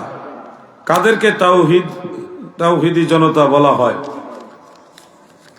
মুওয়াহহিদ, যারা আল্লাহর একত্ববাদে বিশ্বাসী তাদেরকে বলা হয় মুওয়াহহিদ, একত্ববাদী। সেটাকেই বাংলাতে বলা হয় তাওহীদি জনতা। মনে রাখবেন কথাটা।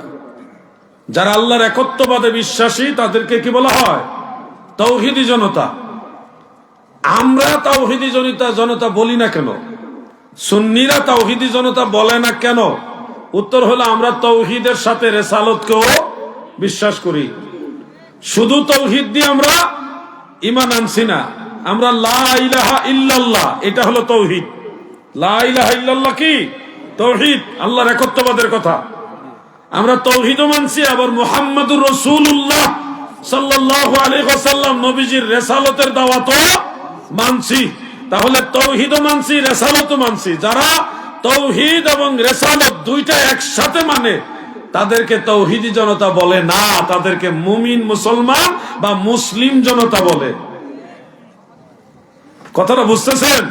তাওহীদি জনতা মানে মুসলমানের বাইরে বলছি না। তাওহীদ মানে যারা শুধু তাওহীদকে হাইলাইট করে, প্রাধান্য দেয়। কিন্তু তাওহীদি জনতার চেয়ে আরো উত্তম কথা হলো, সর্বজন বিদিত কথা হলো মুসলিম জনতা। মুসলিম যারা, তাদের মধ্যে তাওহীদও থাকে, রিসালাতও থাকে, কিন্তু তাওহীদ কথার ভিতরে রিসালাত নাই। তো রিসালাতকে মাইনাস করা হচ্ছে কেন? ওই বুঝেন না? হাকিকত হলো যে নারায়ে রিসালাত পছন্দ করে না, কিন্তু নারায়ে তাকবীর বলে। নারায়ে রিসালাত পছন্দ করে না যারা, তারাই তো তাওহীদি জনতা স্লোগান ধরে, ঠিক কি না? আমরা যারা নারায়ে তাকবীরও বলি, নারায়ে রিসালাতও বলি, আমরা বলি আমরা শুধু তাওহীদি নয়, আমরা মুসলিম জনতা, ঠিক কি না বলে? সুজাটা বুঝে না, বেকারা বুঝে। কন্টাক্ট করে তাবিজ ও কবজ করা জায়েজ কিনা? তাবিজ কাকে বলে আগে এটা আপনারা বুঝেন। একটা জিনিস হলো তামিমা, আর একটা হলো তাবিজ। তামিমা মানে কোন শিকড়, পাথর বা কোন প্রাণীর দাঁতের অংশ, টুকরা, কোন গাছের অংশ, পাতা, যেগুলি গায়রুল্লাহ, এমন কোন জিনিসকে তার রোগ ভালো হওয়ার উসিলা মনে করা বা সেটা ভালো করে দিবে এরকম মনে করা, এটাকে বলা হয় তামিমা। এই তামিমা শিরক, এটা মানা যাবে না, তামিমা নিষেধ। কিন্তু তাবিজ এটা হলো আওয়াজা ইউআউযু তাবিজান, মাসদার আউযু বিল্লাহি মিনাশ শাইতানির রাজিম, বলি না আউযু, আমরা আশ্রয় প্রার্থনা করছি, আমি আশ্রয় প্রার্থনা করছি। আউযু মানে আমি আশ্রয় প্রার্থনা করছি, সাহায্য কামনা করছি, কার কাছে? আল্লাহর কাছে। ওই আউযু এখান থেকে আসছে তাবিজ, আওয়াজা ইউআউযু তাবিজান। তাবিজ মানে যার মাধ্যমে আল্লাহর সাহায্য কামনা করা হয়। সাহায্য করবে কে? আল্লাহ। যেমন কোরআনের একটা আয়াত পড়লাম, আল্লাহর কোরআনের একটা আয়াত পড়লাম, অনুনাজ্জিলু মিনাল কুরআনি মা হুয়া শিফাউ ওয়া রাহমাতুল লিল মুমিনিন। আলামিন না বেটা, সকল জায়গাতে আলামিন লেখা আছে। এই যে আয়াতে কারিমাটা পয়রা ফু দিলেন, এটাকে বলা হয় একটা তাবিজ। ফু মানে এটা ঝাড়ফুঁক, অথবা একটা কাগজের মধ্যে বা একটা পাতার মধ্যে এই আয়াতে কারিমা লিখে আপনি বাচ্চার গলায় দিয়ে দিলেন, এটাকে বলা হয় তাবিজ। অর্থাৎ কোরআনের আয়াতের মাধ্যমে আপনি আল্লাহর সাহায্য চাইতেছেন।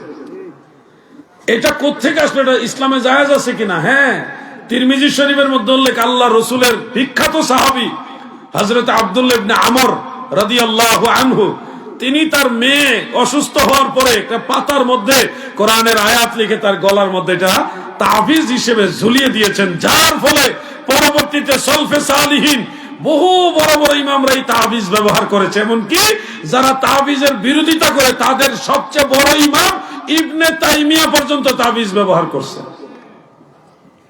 এখন যারা কয় আমরা দেওবন্দি, এটি আসলে দেওবন্দিও না, এটা আলগা একটা জাত, এটি তাবিজ মানে না। আবার দেখা গেছে তাদের মুরব্বীরা তাবিজ মানছে। রাগ করেন না, কিছু কথা বলতে হয়। যে কোনো বিষয়ে, ধর্মীয় বিষয়, আপনার জন্য ইমাম সাহেব শ্রম দিবে। 5 ওয়াক্ত নামাজের ইমামতি করা সাধারণ ডিউটি না। 1 মিনিট দেরি হইলে রিক্সা চালক, ভ্যান চালক, সেও ইমাম সাহেব কই আছে রে, কত রকমের থ্রেট শুনতে হয়। এক কঠিন চাকরি হল ইমামতি। সে তার পরিবার পরিজনের সাথে সময় না দিয়ে ব্যবসা বাণিজ্য করার মেধা আছে, তার চাকরি করার মেধা আছে, সব থাকা সত্ত্বেও মসজিদে সময় দিতেছে। এখন যদি আপনারা বলেন ইমাম সাহেব আপনি আল্লাহর হস্তে নামাজ পড়ান, তাহলে এই ইমাম সাহেবের ফ্যামিলির খরচপাতিকে আল্লাহর হস্তে কেউ দিবেন? কেউ তো দেয় না। এই ক্ষেত্রে মাসআলা মনে রাখবেন, উজরতের মাসালা প্রথম উলামায়ে মুতাকাদ্দিমিন তিনারা বলছিল এটা নিষিদ্ধ, কিন্তু উলামায়ে মুতাআখিরিন দেখলেন হাদিস পড়াইবার লোক পাওয়া যায় না, তাফসীর পড়াইবার লোক পাওয়া যাইতেছে না, ফিকহ মাসালা পড়াইবার লোক পাওয়া যায় না, মসজিদের ইমাম পাওয়া যাইতেছে না। কারণ আপনি যদি তার ফ্যামিলির দিকে নজর না রাখেন, তার হাতের দিকে, চলার খরচের দিকে নজর না দেন, তাহলে সে তো আপনার মতো, আপনি যখন ব্যবসা করতে পারেন, একজন ইমাম সাহেবকে আল্লাহ ব্যবসা করার জ্ঞান দেয় নাই। এই জন্য উলামায়ে মুতাআখিরিনদের ফতোয়া, তাফসীরে কুরতুবীর মধ্যে উল্লেখ, ইমামতি অথবা যে কোনো ধর্মীয় কাজ, যে কাজটা মানুষের জন্য সময় দিতে হয়, ব্যবসা বাণিজ্য বাদ দিয়া, ওই ধরনের কাজে কেউ যদি কন্ট্যাক্ট করে, উজরত গ্রহণ করে যে আমাকে মাস শেষে এই বেতন দিতে হবে, মাদ্রাসার শিক্ষকের বেতন, মসজিদের ইমাম সাহেবের বেতন, মুয়াজ্জিন সাহেবের বেতন, কোরআন শরীফ পড়াইবে আপনার বাচ্চাকে, সেই শিক্ষকের বেতন, শিক্ষক কোরআন শরীফ পড়াইলে তাকে কি মাস শেষে কিছু দেন না আপনারা? এই যে কন্ট্যাক্ট করে যে আমাকে মাসে 500 টাকা দিবেন বা 1000 টাকা দিবেন, আমি একবেলা কিছু সময় আপনার সন্তানকে কোরআন পড়া শিখাই দিব, এই যে কন্ট্যাক্টটা, এই মাসালাটা ওলামায়ে মুতাআখিরিনের জামানায় এসে জায়েজ হিসেবে স্বীকৃতি পেয়েছে। এটা কখনোই আর গুনার কাজ হিসেবে বলার কোনো সুযোগ নাই। এখন যারা বুঝে না তাদের কথা একরকম। ধর্ম কোনো আন্দাজে চলে না, ধর্ম চলে কোরআন সুন্নাহ ইজমা কিয়াস দ্বারা। মুজতাহিদগণ এই ব্যাপারে রায় দিয়ে দিয়েছেন। এখন যদি আপনি বলেন তাবিজ লিখে টাকা নেওয়া যাবে না, তাহলে তাবিজ লিখতে তো তার একটা যথেষ্ট সময় লাগে। অনেক তাবিজের ব্যাপারে এই নকশা ও নকশার ভিতরে এই জায়গায় এই আয়াত, ওই জায়গায় ওই আয়াত, আধা ঘন্টা 1 ঘন্টা বেশি সময়ও লাগে অনেক সময় একটা তাবিজ লিখতে। তো এই সময়টা আপনার জন্য সে দিল, আপনি উপকৃত হইলেন, কোরআনের আয়াতের অনুযায়ী বরকতে উপকৃত হলেন। তো এই লোকে এই সময় যে আপনি দিল, তাকে আপনি মূল্যায়ন করতে হবে না, নাহলে তো আপনার সে তাবিজ দিবে না, অন্য কাজ করবে।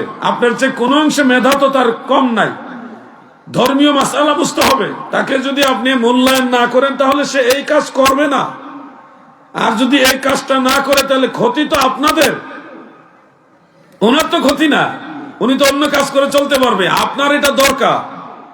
হঠাৎ একটা আসর হয়েছে, জিনের আসর শরীরে, তো একটা দোয়া আছে, লিখে দিলে, গলায় ঝুলাই দিলে, হাতে বাইদা দিলে ওই জিন চলে যায়। এখন আপনি যে ডাক্তারের কাছে ঘুরতে ঘুরতে টাকা দিতে দিতে পরে কোনো রোগই পায় না, দেখা গেল আসলে জিনের আসর। ডাক্তার তো জিন তাড়াইতে পারে না, তো এত টাকা ডাক্তারে দিয়ে এলেন, জিন তার গেল না, জিন রইল, রোগী ধরতে পারে না। তো ইমাম সাহেব একটা দোয়া লিখে দিছে, একটা তাবিজ লিখে দিয়েছেন, তার পদ্ধতিতে লিখে দেওয়ার পরে আল্লাহ পাকের দয়ায় সেই লোকটা সুস্থ হয়েছে। তো তাকে ডাক্তারে টাকা দেওয়া যাইব, ইমাম সাহেবরে দেওয়া যাইব না, এটা তো ভাই ঠিক না।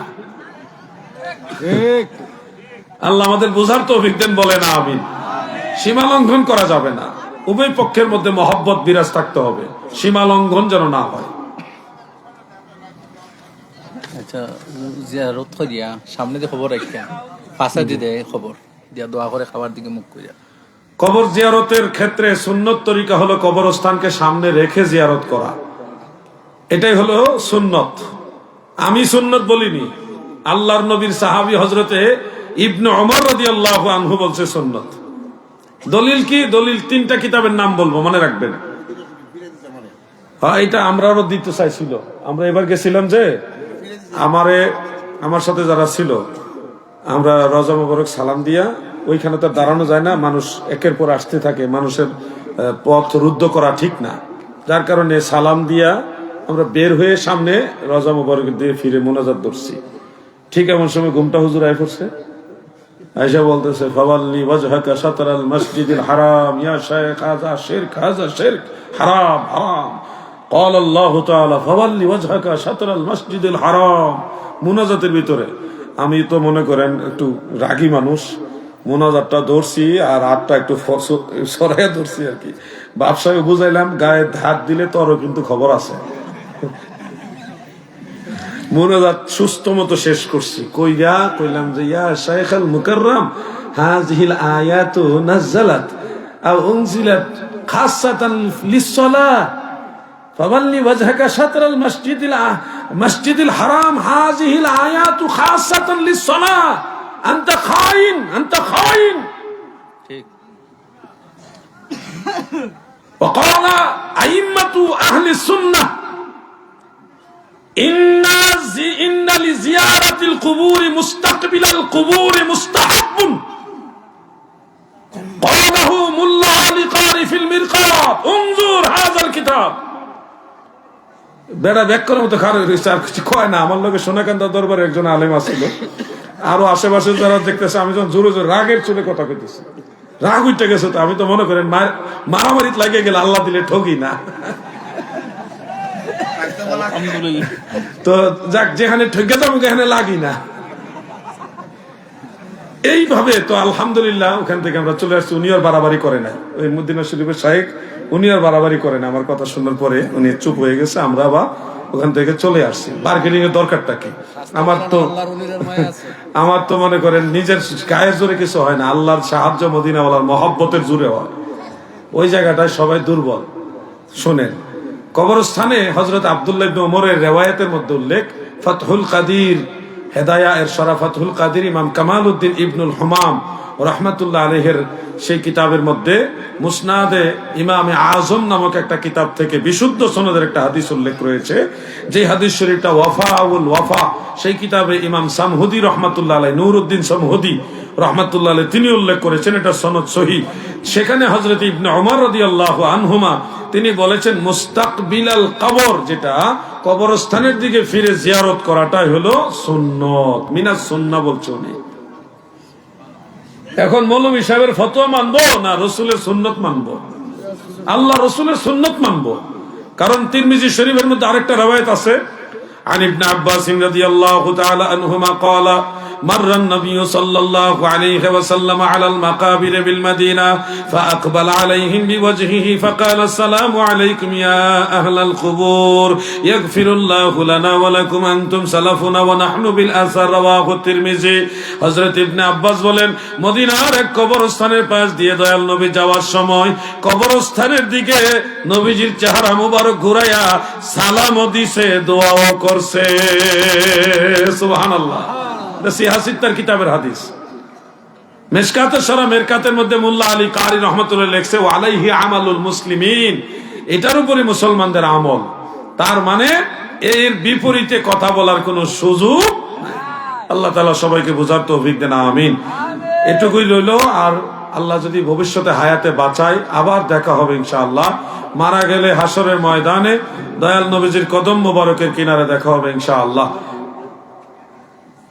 আমরা এতক্ষণ পর্যন্ত আমাদের কুমিল্লার মেহমান মাওলানা, আমি কুমিল্লার না, আমি ব্রাহ্মণবাড়িয়ার থাকি, নারায়ণগঞ্জে থাকি। মাওলানা আলাউদ্দিন জিয়াদি সাহেবের কাছ থেকে আমরা মূল্যবান নসিহত শুনতে পারলাম। আজকের যে মাহফিলটা আমরা সবাই অবগত আছি যে একটি দ্বীনী প্রতিষ্ঠান কোরআন শরীফের খেদমত এখানে হয়। এখানে বছরে অনেক টাকা পয়সা খরচ হয়, যেহেতু ছাত্ররা এখানে বোর্ডিংয়ে খাওয়া দাওয়া করেন, শিক্ষকের বেতন রয়েছে, পাশে একটি মসজিদের কাজও চলতেছে। তাই হুজুরের কাছে আমার প্রত্যেকের কমিটির আবেদন, এলাকার সবাই সব সময় সাহায্য সহযোগিতা করেন। এখনো আমাদের যথেষ্ট খরচের প্রয়োজন রয়েছে। আমাদের 12 মাসের মধ্যে রমজান শরীফ যে মাসটি, সেই মাসের খরচ স্পেন প্রবাসী ইসুফ আলী উনি রমজান শরীফের সম্পূর্ণ খরচ দেন। আরো 11 মাসের খরচগুলো আমাদের এলাকার মানুষ বহন করেন। তাই হুজুরের কাছে আমাদের আবেদন যে যদি কোনো হৃদয়বান ব্যক্তি থাকেন যে 1 মাস 2 মাস অথবা 2 জনে মিলে হলে যাতে আমাদের খরচটা চালিয়ে যান। প্রতি মাসে আমাদের প্রায় 50,000 টাকার মতো খরচ হয়, 40 থেকে 50,000 টাকার মতো। হুজুরে একটু কালেকশনগুলো আমাদের ভালো হয়। আমি তো আপনারা জানেন, আমার শরম দিয়েন না। আপনারা এলাকার প্রতিষ্ঠান, আপনারা তো নিজেরা চালান, সবসময় তো আপনারাই চালান। তো আমাকে বলছেন আমি আপনাদের ভাই টাকা দিয়েন না, ভাই আল্লাহর ওয়াস্তে টাকা দিয়েন না, তারপর আপনি যায়েন না। আপনাদের বসে থাকাটাও এক ধরনের সহযোগিতা। এখন মোনাজাত হয়ে যাবে, এখন চলে যায়, কি করবেন? দোয়া করবেন না? দোয়া করে যাবেন না? মা বাপ মুরব্বীদের জন্য দোয়া করবেন না আপনারা? এই মাদ্রাসার জন্য, মাদ্রাসার ছাত্রদের খাবারের জন্য বোর্ডিং এর যে খরচ, এই খরচের বাবদ মাসে 40,000 টাকা করে লাগে। আপনাদের মধ্যে এমন কেউ আসেননি যারা এই মাদ্রাসার জন্য 40,000 তো একা দিতে কঠিন। যদি একা দিতে পারেন তা তো ভালো, 1 মাসের খরচ হয়ে গেল। নাইলে 20,000 করে দিলেন, 2 জনে মিলে একটা মাসের খাবার দিলেন। আর যদি 2 জনও না পারেন, 4 জনে মিলে দিলেন 1 মাসের খাবার দেওয়ার মতো যাদের তৌফিক আছে, আল্লাহর উপর ভরসা করে আপনার আয় রোজগারের একটা অংশ মাদ্রাসার জন্য দেন। কে আছেন? আল্লাহ যাদের তৌফিক দিচ্ছে একটু বলেন। অনেক ঘাটতি আছে। এই ছেলেরা এখানে খাওয়া দাওয়া করে কোরআন হাদিস পড়বে, আল্লাহর কোরআন পড়বে, আপনাদের জন্য দোয়া করবে। ময়মুরব্বী মা বাবা, দাদা দাদি, নানা নানি অটোমেটিক দোয়া পাবে। তাদের জন্য একটু দোয়ার ব্যবস্থা করেন আপনারা। মুরব্বীদের কবরবাসীদের জন্য একটু দোয়ার ব্যবস্থা করেন। যারা আছেন একটু কথা বলেন, যারা দিবেন। আগে 2 জন বক্তাই কালেকশন করছে, আমি আর আপনাদেরকে বললাম। এখন আমি তো মেহমান মানুষ, শরম দিয়েন না। যার যেমন তৌফিক আছে একটু বলেন। আমার ভাই এটা উল্লেখ দিয়ে গেছে, আবু হানি, ওনার নামে 50,000 টাকা। জনাব আবু হানিফ সাহেব, তিনি 50,000 টাকা। নারায়ে তাকবীর, নারায়ে রিসালাত। ওনার পক্ষ থেকে ওনার ছেলে দিয়েছে। ছেলের নাম কি? আব্দুর রহমান সাহেব। আসছে নাকি এখানে? স্পেন প্রবাসী। আল্লাহ তাআলার কাছে দোয়া করে আবু হানিফ সাহেবকে আল্লাহ জান্নাতের মেহমান বানায় দেয়, বলেন আমিন। একজন মহিলা 200 টাকা, আল্লাহ কবুল করুন। বর্তমান মেম্বার ওনারা দিব 20,000 টাকা। বর্তমান মেম্বার সাহেব জনাব খুরশিদ আলম, তিনি দিবেন 20,000 টাকা। নারায়ে তাকবীর, জোরে বলেন না, নারায়ে রিসালাত। জনাব খুরশিদ আলম সাহেব 20,000, আল্লাহ দান কবুল করেন, তার সম্মান বাড়ায় দেন। তার মুরব্বীরা যারা কবরবাসী আছে তাদেরকে জান্নাতি বান্দা বান্দি হিসেবে কবুল করেন, বলেন আমিন। এই মাদ্রাসার কমিটির সেক্রেটারি কেশিয়ার সেক্রেটারি হলো আব্দুল জলিল সাহেব এবং কেশিয়ার হলো মনির হোসেন এবং সদস্য আসমত আলী এবং আমার নাম সাইফুল ইসলাম। আমরা 4 জনে মিললে 1 মাসের জানুয়ারি মাসে, আগামী জানুয়ারি মাসে খরচ সেক্রেটারি কেশিয়ার এবং 4 জনের নাম তো এত নাম এত আব্দুল জলিল এবং মনির হোসেন, আরেকজন সাইফুল ইসলাম আর আসমত আলী। এই 4 জন মিলে আগামী জানুয়ারি মাসের পুরো 1 মাসের খরচ দেবে। নারায়ে তাকবীর, নারায়ে রিসালাত। জনাব আলকাস মিয়া, পিতা আব্দুর রহিম সাহেব, আপনি তো নাকি? নাকি কই কেটে দিছে আলকাস মিয়াকে? এই যে আলকাস মিয়া, উনি দিলেন 20,000 টাকা। নারায়ে তাকবীর, নারায়ে রিসালাত। নয়ন মিয়া নগদ 2,000 টাকা, আল্লাহ কবুল করুন।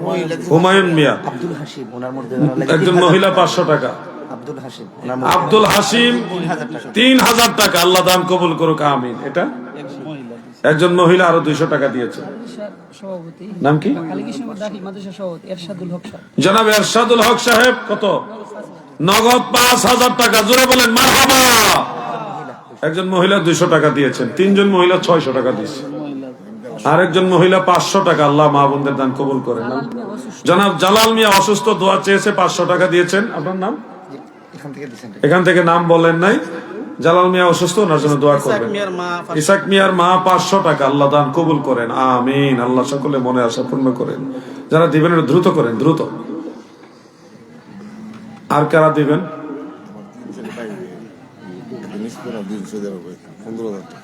নাম জানে কি? আবু সাইদ সাহেব। ওনার নাম আবু সাইদ, মাদ্রাসা সভাপতি। জনাব আবু সাইদ সাহেব মাদ্রাসার সভাপতি, ওনার 3 ছেলে প্রবাসী, তিনাদের পক্ষ থেকে 15,000 টাকা। জোরে বলি নারায়ে তাকবীর, নারায়ে রিসালাত। আবু সাইদ সাহেবের 3 ছেলের পক্ষ থেকে 15,000 টাকা। আপনার নাম কি? খালেক মিয়া। আব্দুল খালেক মিয়া কত?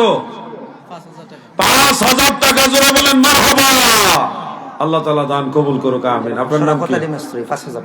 শরাফত আলী মেস্তরি 5,000 টাকা। জোরে বলি মারহাবা। জনাব মুশাররফ হোসেন 1,000 টাকা, আল্লাহ দান কবুল করুক। মসজিদের সম্মানিত সভাপতি মাদ্রাসার সিলিং বাবদ 50,000 টাকা। মাদ্রাসার সিলিং বাবদ 50,000 টাকা। নারায়ে তাকবীর, জোরে নারায়ে রিসালাত। এই ছাত্ররা তোমাদের মাদ্রাসা দিতেছে, তোমরা দি মারবা না কিছু কও না, তোমরা লাগে তো দিতেছে। জোরে বলো মারহাবা। আল্লাহ তাআলা দান কবুল করুক, আমিন। আব্দুল মতিন মিয়া 500 টাকা, হুজুর টাকা দিলাম, আল্লাহ তাআলা দান কবুল করুক, আমিন। ইসলামপুর আনোয়ার হোসেন 2,000 টাকা। ইসলামপুর আনোয়ার হোসেন 2,000 টাকা। জোরে বলি মারহাবা। আইয়ুব আলী পীর সাহেব নামাখালী কৃষ্ণনগর 1,000 টাকা। আইয়ুব আলী পীর সাহেবের পক্ষ থেকে লামাকাজির 1,000 টাকা। আল্লাহ তাআলা ওনাকে জান্নাতের আলা মাকাম দান করুক, আমিন। আরেকজন 100 টাকা দিয়েছেন। আর কারা দিবেন? দ্রুত দ্রুত। আমারে কালেকশনে না লাগায়, এখন আমি এই সাবজেক্টের লোক। জনাব খাইরুল ইসলাম 1,000 টাকা, আল্লাহ তাআলা দান কবুল করুক। আরেকজন মহিলা দিয়েছেন 200 টাকা। মহিলাদের 200 টাকা, পুরুষের 2,000 টাকার সমান। জিলস মিয়া 2,000 টাকা। বলেন মারহাবা। জামাল স্যারের আম্মা না আব্বা? ওনার আম্মা, জামাল স্যার আম্মা দিছে 500 টাকা। বলেন মারহাবা। উত্তর কালীকৃষ্ণপুর মরহুম হাসান আলী মিয়া সাহেবের ছেলে জামাল মিয়া 5,000 টাকা। উত্তর কালীকৃষ্ণপুরের মরহুম হাসান আলী সাহেবের ছেলে জামাল মিয়া 5,000 টাকা। জোরে বলেন মারহাবা। আল্লাহ তাআলা চেয়ারম্যান কবুল করুক। সাহেবের ভাই নানু মিয়া বড় ভাই চেয়ারম্যান সাহেবের বড় ভাই নানু মিয়া 10,000 টাকা জোরে বলেন মারহাবা। আল্লাহ তাআলা দান কবুল করুক, আমিন। সালাম আব্দুল সালাম সাহেব 5,000 টাকা বলেন মারহাবা। আল্লাহ তাআলা আব্দুল সালাম সাহেবের দান কবুল করুক, আমিন। মাওলানা নুরুল ইসলাম সাহেব 5,000 টাকা বলেন মারহাবা। আল্লাহ তাআলা দান কবুল করুক, মনের আশা পূর্ণ করুক, নবীজির জিয়ারত নসিব করুক, আমিন। আর কে আছেন? দ্রুত দ্রুত।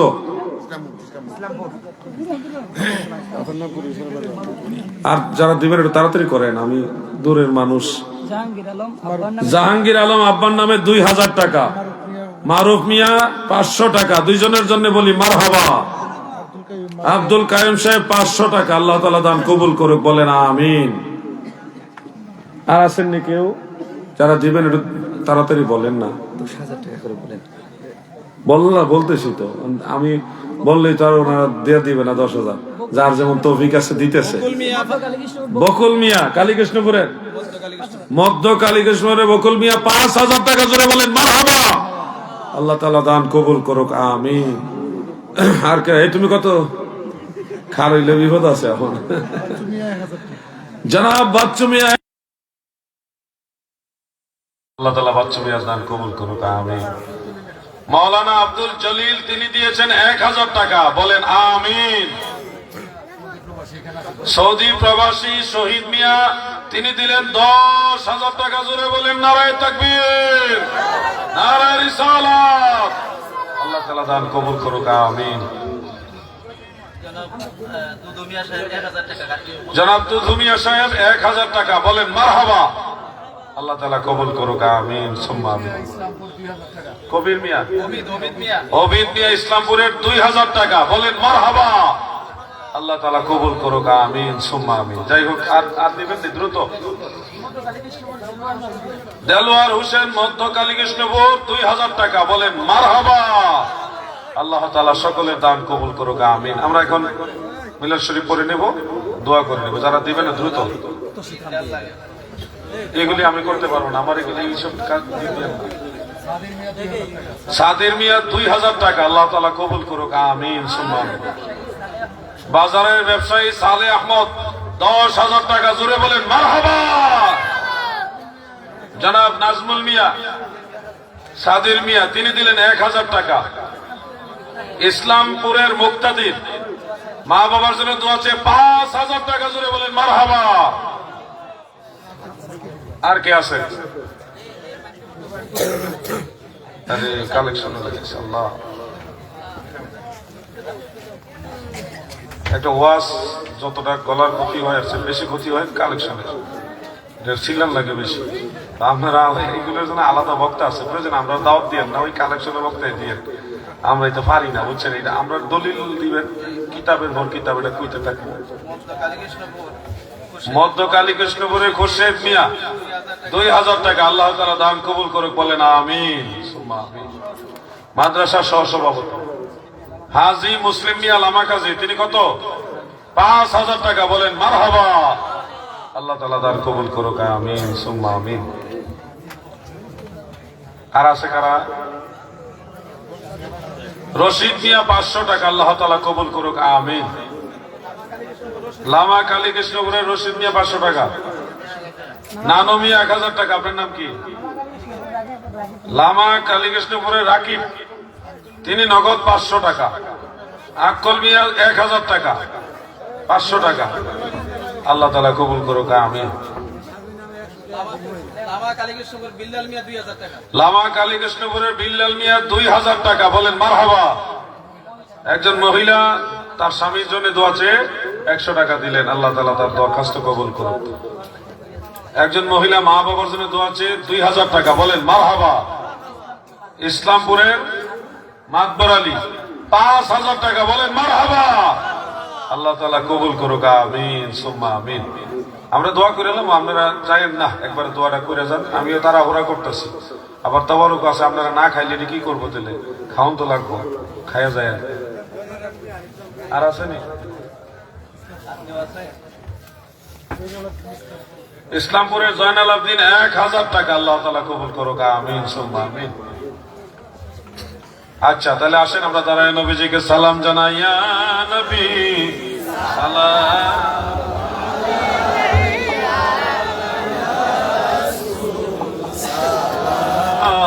আলাইকা ইয়া হাবিবি সালাম আলাইকা সালাওয়াতুল্লাহ।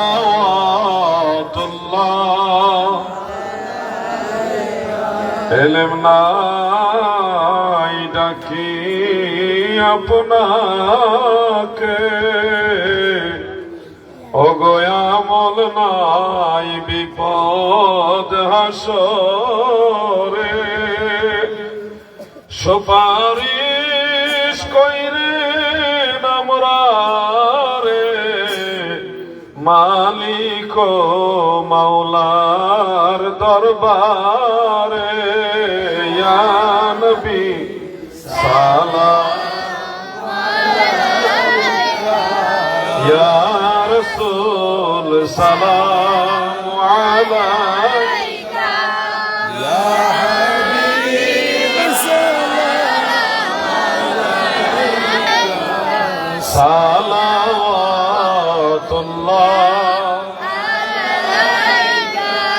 কবরে যখন শোয়াইবে,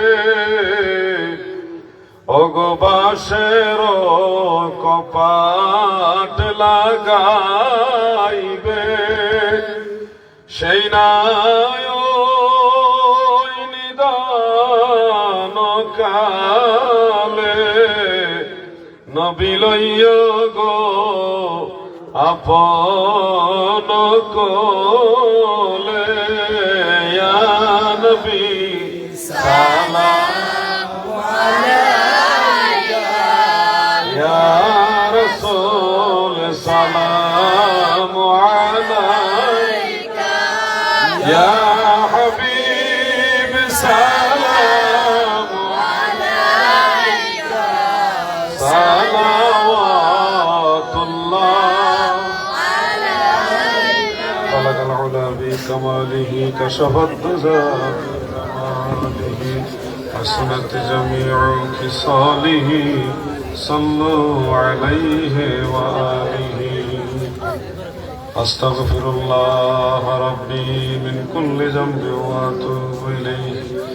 لا حول ولا قوة إلا بالله العلي العظيم.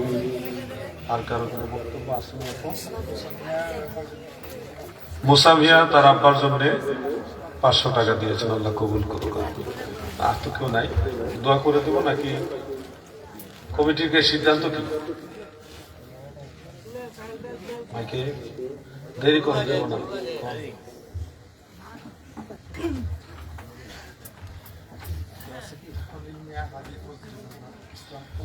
ইসলামপুরের খলিল মিয়া হাজী ফজলু মেম্বার, ওনার আব্বার জন্য 10,000 টাকা। জোরে বলি মারহাবা। আল্লাহ তাআলা কবুল করুক, আমিন সুম্মা আমিন। আসসালামু আলাইকুম। সম্মানিত এলাকাবাসী, সবাই এখানে উপস্থিত আছেন। আপনারা সবাই অবগত আছেন, ঐতিহ্যবাহী দ্বীনি বিদ্যাপীঠ লতিফিয়া দারুস সুন্নাহ হাফিজিয়া মাদ্রাসা এলাকার বিশেষ করে সুন্নি জনতার সহযোগিতায়, সর্বোপরি এলাকার সকলের সহযোগিতায় এই মাদ্রাসাটা চলে আসছে। লেখাপড়ার মান আপনারা অবশ্যই জানেন, গত বছর 2 জন হাফেজ হয়েছেন, এবারও 2 জন হাফেজ হয়েছেন, আলহামদুলিল্লাহ। আমি এখানে সংক্ষেপে 1 মিনিটে আপনাদেরকে অবগত করতেছি। আমাদের এবারের সিন্নির যে গরু আমরা ম্যানেজ করছি, আমাদের সিন্নি গরু দিয়েছেন আমাদের মাদ্রাসার সম্মানিত সভাপতি জনাব আবু সাইদ মিয়া সাহেবের বাড়ির পক্ষ থেকে, এবং সিন্নির আরো বিভিন্ন খরচ সহ অনেকে আমরা পরামর্শ সভা করেছিলাম, সবাই সহযোগিতা করেছেন। বিশেষ করে এলাকার প্রত্যেকেই প্রায় আমাদের মাদ্রাসার বোর্ডিংয়ে চাল, মাছ, গরুর দুধ এবং কি ছাগল, হাঁস, মুরগ বিভিন্ন অনুদান দিয়ে সহযোগিতা করে থাকেন, যার কারণে আমাদের মাদ্রাসাটা পরিচালনা করা সহজ হচ্ছে। এবং বিশেষ করে আমাদের প্রবাসী ভাই বন্ধুরা যারা আছেন, তাদের সহযোগিতা এবং পরামর্শেই মাদ্রাসাটা ইনশাল্লাহ অনেক দূর এগিয়ে যাচ্ছে, আগামীতে ইনশাল্লাহ আরো অনেক দূর এগিয়ে যাবে। আপনাদেরকে আমি অবগত করতে চাই, আমরা গত বছর আমাদের যে বোর্ড পরীক্ষা দিয়েছিল, আমাদের উপজেলায় পাশ করার পরে আমাদের মাদ্রাসার ছাত্র জেলা পর্যায়ে পরীক্ষা দিয়েছে। এটাই প্রমাণ করে যে এই হাফিজিয়া মাদ্রাসা লেখাপড়ার মান ভালো এবং উন্নতির দিকে যাচ্ছে। সবাই যেভাবে সব সময় সহযোগিতা করে আসছেন, বিশেষ করে আমাদের হুজুর আজকের মাহফিলের প্রধান বক্তা যিনি, ইনি হয়তো জানেন না, আমাদের সিলেটের মধ্যে একটা ভিন্ন এলাকা হলো আমাদের, এবং আমাদের যে বাজার আছে হাকালুকি বাজার, এটা ভিন্ন রকম একটা বাজার। এখানে মানুষ ঘুম থেকে ওঠার পরেই বাজারে চলে আসেন এবং খরচাদি করেন, তারপরে এখান থেকে খরচ করার পরে আমরা খাওয়া দাওয়ার পরে বিভিন্ন কাজে যাই। এই বাজারটা আমাদের ভিন্ন একটা বাজার। তো ওই বাজারে আমাদের মুরব্বিয়ানে গ্রাম যুবক ভাইরা যাওয়ার সময় গরুর দুধ, মাছ বা বিভিন্ন ফসল এবং তরকারি দিয়ে যান, যার কারণে আমাদের বোর্ডিংটা যদিও আমরা বলেছি 40,000 টাকা খরচ হয়, 40,000 টাকার সাথে আমাদের মাদ্রাসার শিক্ষকদের বেতন যোগ করলে 70 থেকে 80,000 টাকা মাসে খরচ হয়। কিন্তু এই খরচটা আমরা বুঝতে পারি না এই কারণে যে আমাদের যে চাল এবং তরকারি, মাছ, বিশেষ করে আমাদের এলাকায় যারা জাল বান, ওনারা যখন মাছ দেন একদিনের মাছে আমাদের 15 দিন 1 মাস চলে যায়, বিদায় আমাদের টাকাটা বোঝা যায় না। তো আমি হুজুরের কাছে অনুরোধ করব যে এই যে এলাকার মানুষ অত্যন্ত প্রত্যন্ত অঞ্চলের মানুষ, আমরা হুজুর বলেছেন যে ওনার আসতে কষ্ট হয়েছে। আমি যদি এখানে এই কথাটা বলি যে অতীতে আমাদের রাস্তাঘাট আরো খারাপ ছিল, বর্তমান চেয়ারম্যান মহোদয় যথেষ্ট, আমরা মনে করি মোটামুটি কাজ হচ্ছে, আগামীতে আরো হবে ইনশাল্লাহ।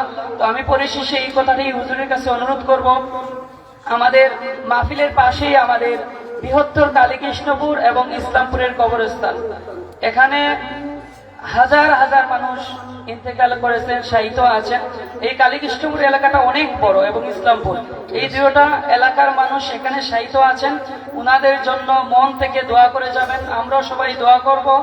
আর অনেক অসুস্থ মানুষ আমাদের হুজুর আমাদের জন্য, বিশেষ করে আমাদের প্রবাসী ভাইদের জন্য দোয়া করবেন এবং আমাদের মুর্দেগানের জন্য দোয়া করার অনুরোধ করছি। আসসালামু আলাইকুম। আস্তাগফিরুল্লাহ রাব্বি মিন কুল্লি যামবি ওয়া আতুবু ইলাইহি, লা হাওলা ওয়া লা কুওয়াতা ইল্লা বিল্লাহিল আলিয়্যিল আযীম। আল্লাহুম্মা আমিন। রব্বানা যালামনা আনফুসানা ওয়া ইন লাম তাগফির লানা ওয়া তারহামনা লানাকুনান্না মিনাল খাসিরিন। রব্বাল আলামিন, মেহেরবান মাওলা, আজকের মাহফিল, আমাদের হাজিরা, মাদ্রাসার মধ্যে সকলের সার্বিক সাহায্য সহযোগিতা গুলো দয়া করে কবুল করেন আল্লাহ। বহু করে সওয়াব বাড়ায়া সোনার মদিনায় নূরের নবী, জিন্দা নবী, মায়ার নবীর রওজা মুবারকে হাদিয়া পৌঁছায়া দেন আল্লাহ। तमाम साहबाए करम, शुहदाए करम, अहले बैতুর হুজুর, শুহাদায়ে কারবালা, চার মাযহাবের ইমামগণ, সমস্ত আউলিয়া کرام, বিশেষ করে শামসুল উলামা আল্লামা সাহেব কিবলা ফুলতলি রহমাতুল্লাহ আলাইহির পাক রূহে হাদিয়া পৌঁছায়া দেন আল্লাহ। আল্লাহ, আমরা যারা হাত উঠাইছি, আমাদের অনেকের মা নাই, অনেকের বাবা নাই। এই কালীকৃষ্ণপুরের কবরস্থানে এলাকার মুর্দেগানময় মুরব্বী জনমের বিদায়লি কবরের দেশে শুয়ে গেছে। আল্লাহ, মেহেরবানি করে তাদের সবাইকে মাফ করে জান্নাতের বাসিন্দা বানায়া দেন আল্লাহ। এই মাহফিলের উসিলায় তাদের কবরগুলো জান্নাতের বাগান বানায়া দেন আল্লাহ। সকলের দাদা দাদি, নানা নানি, ভাই বোন, আত্মীয় স্বজন, গ্রামবাসী, পাড়া প্রতিবেশী, তামাম পৃথিবীতে যারা পরিমাণ ঈমান নিয়েও যারা কবরবাসী হয়ে গেছে, ও দয়ার আল্লাহ, দয়া করে সবাইকে মাফ করে জান্নাতের মেহমান বানায়া দেন আল্লাহ। আল্লাহ, আমরা গুনাহগার, আপনার কাছে ক্ষমা চাই, আপনি আমাদের সমস্ত গুনাহ খাতা মাফ করে দেন। অনেকে অসুস্থ, দোয়া চাইছে। আল্লাহ গো, কার নাম বলবো, কার নাম বাদ দিব, আপনি সবার খবর জানেন। সবাইকে আপনি দয়া করে আসমানি চিকিৎসা দিয়ে হইল সুস্থতা দান করেন আল্লাহ। রোগ বেমার গুলি মাফ করে দেন আল্লাহ। প্রবাসীরা দোয়া চেয়েছে, বিভিন্ন রাষ্ট্রে আছে, এই মাদ্রাসার মধ্যে অনেকে দান করেছে। আল্লাহ, সকল প্রবাসীদেরকে দয়ার নজরে, মায়ার নজরে রাখো, আপদ বিপদ থেকে বাঁচাইও, কামাই রোজগারে বরকত দিও আল্লাহ। আল্লাহ পর্দার আড়ালে মা বোনেরা দোয়ায় শরীক হয়েছে, মা বোনদের মনের নেক আশা নেক বাসনাগুলি পূর্ণ করেন।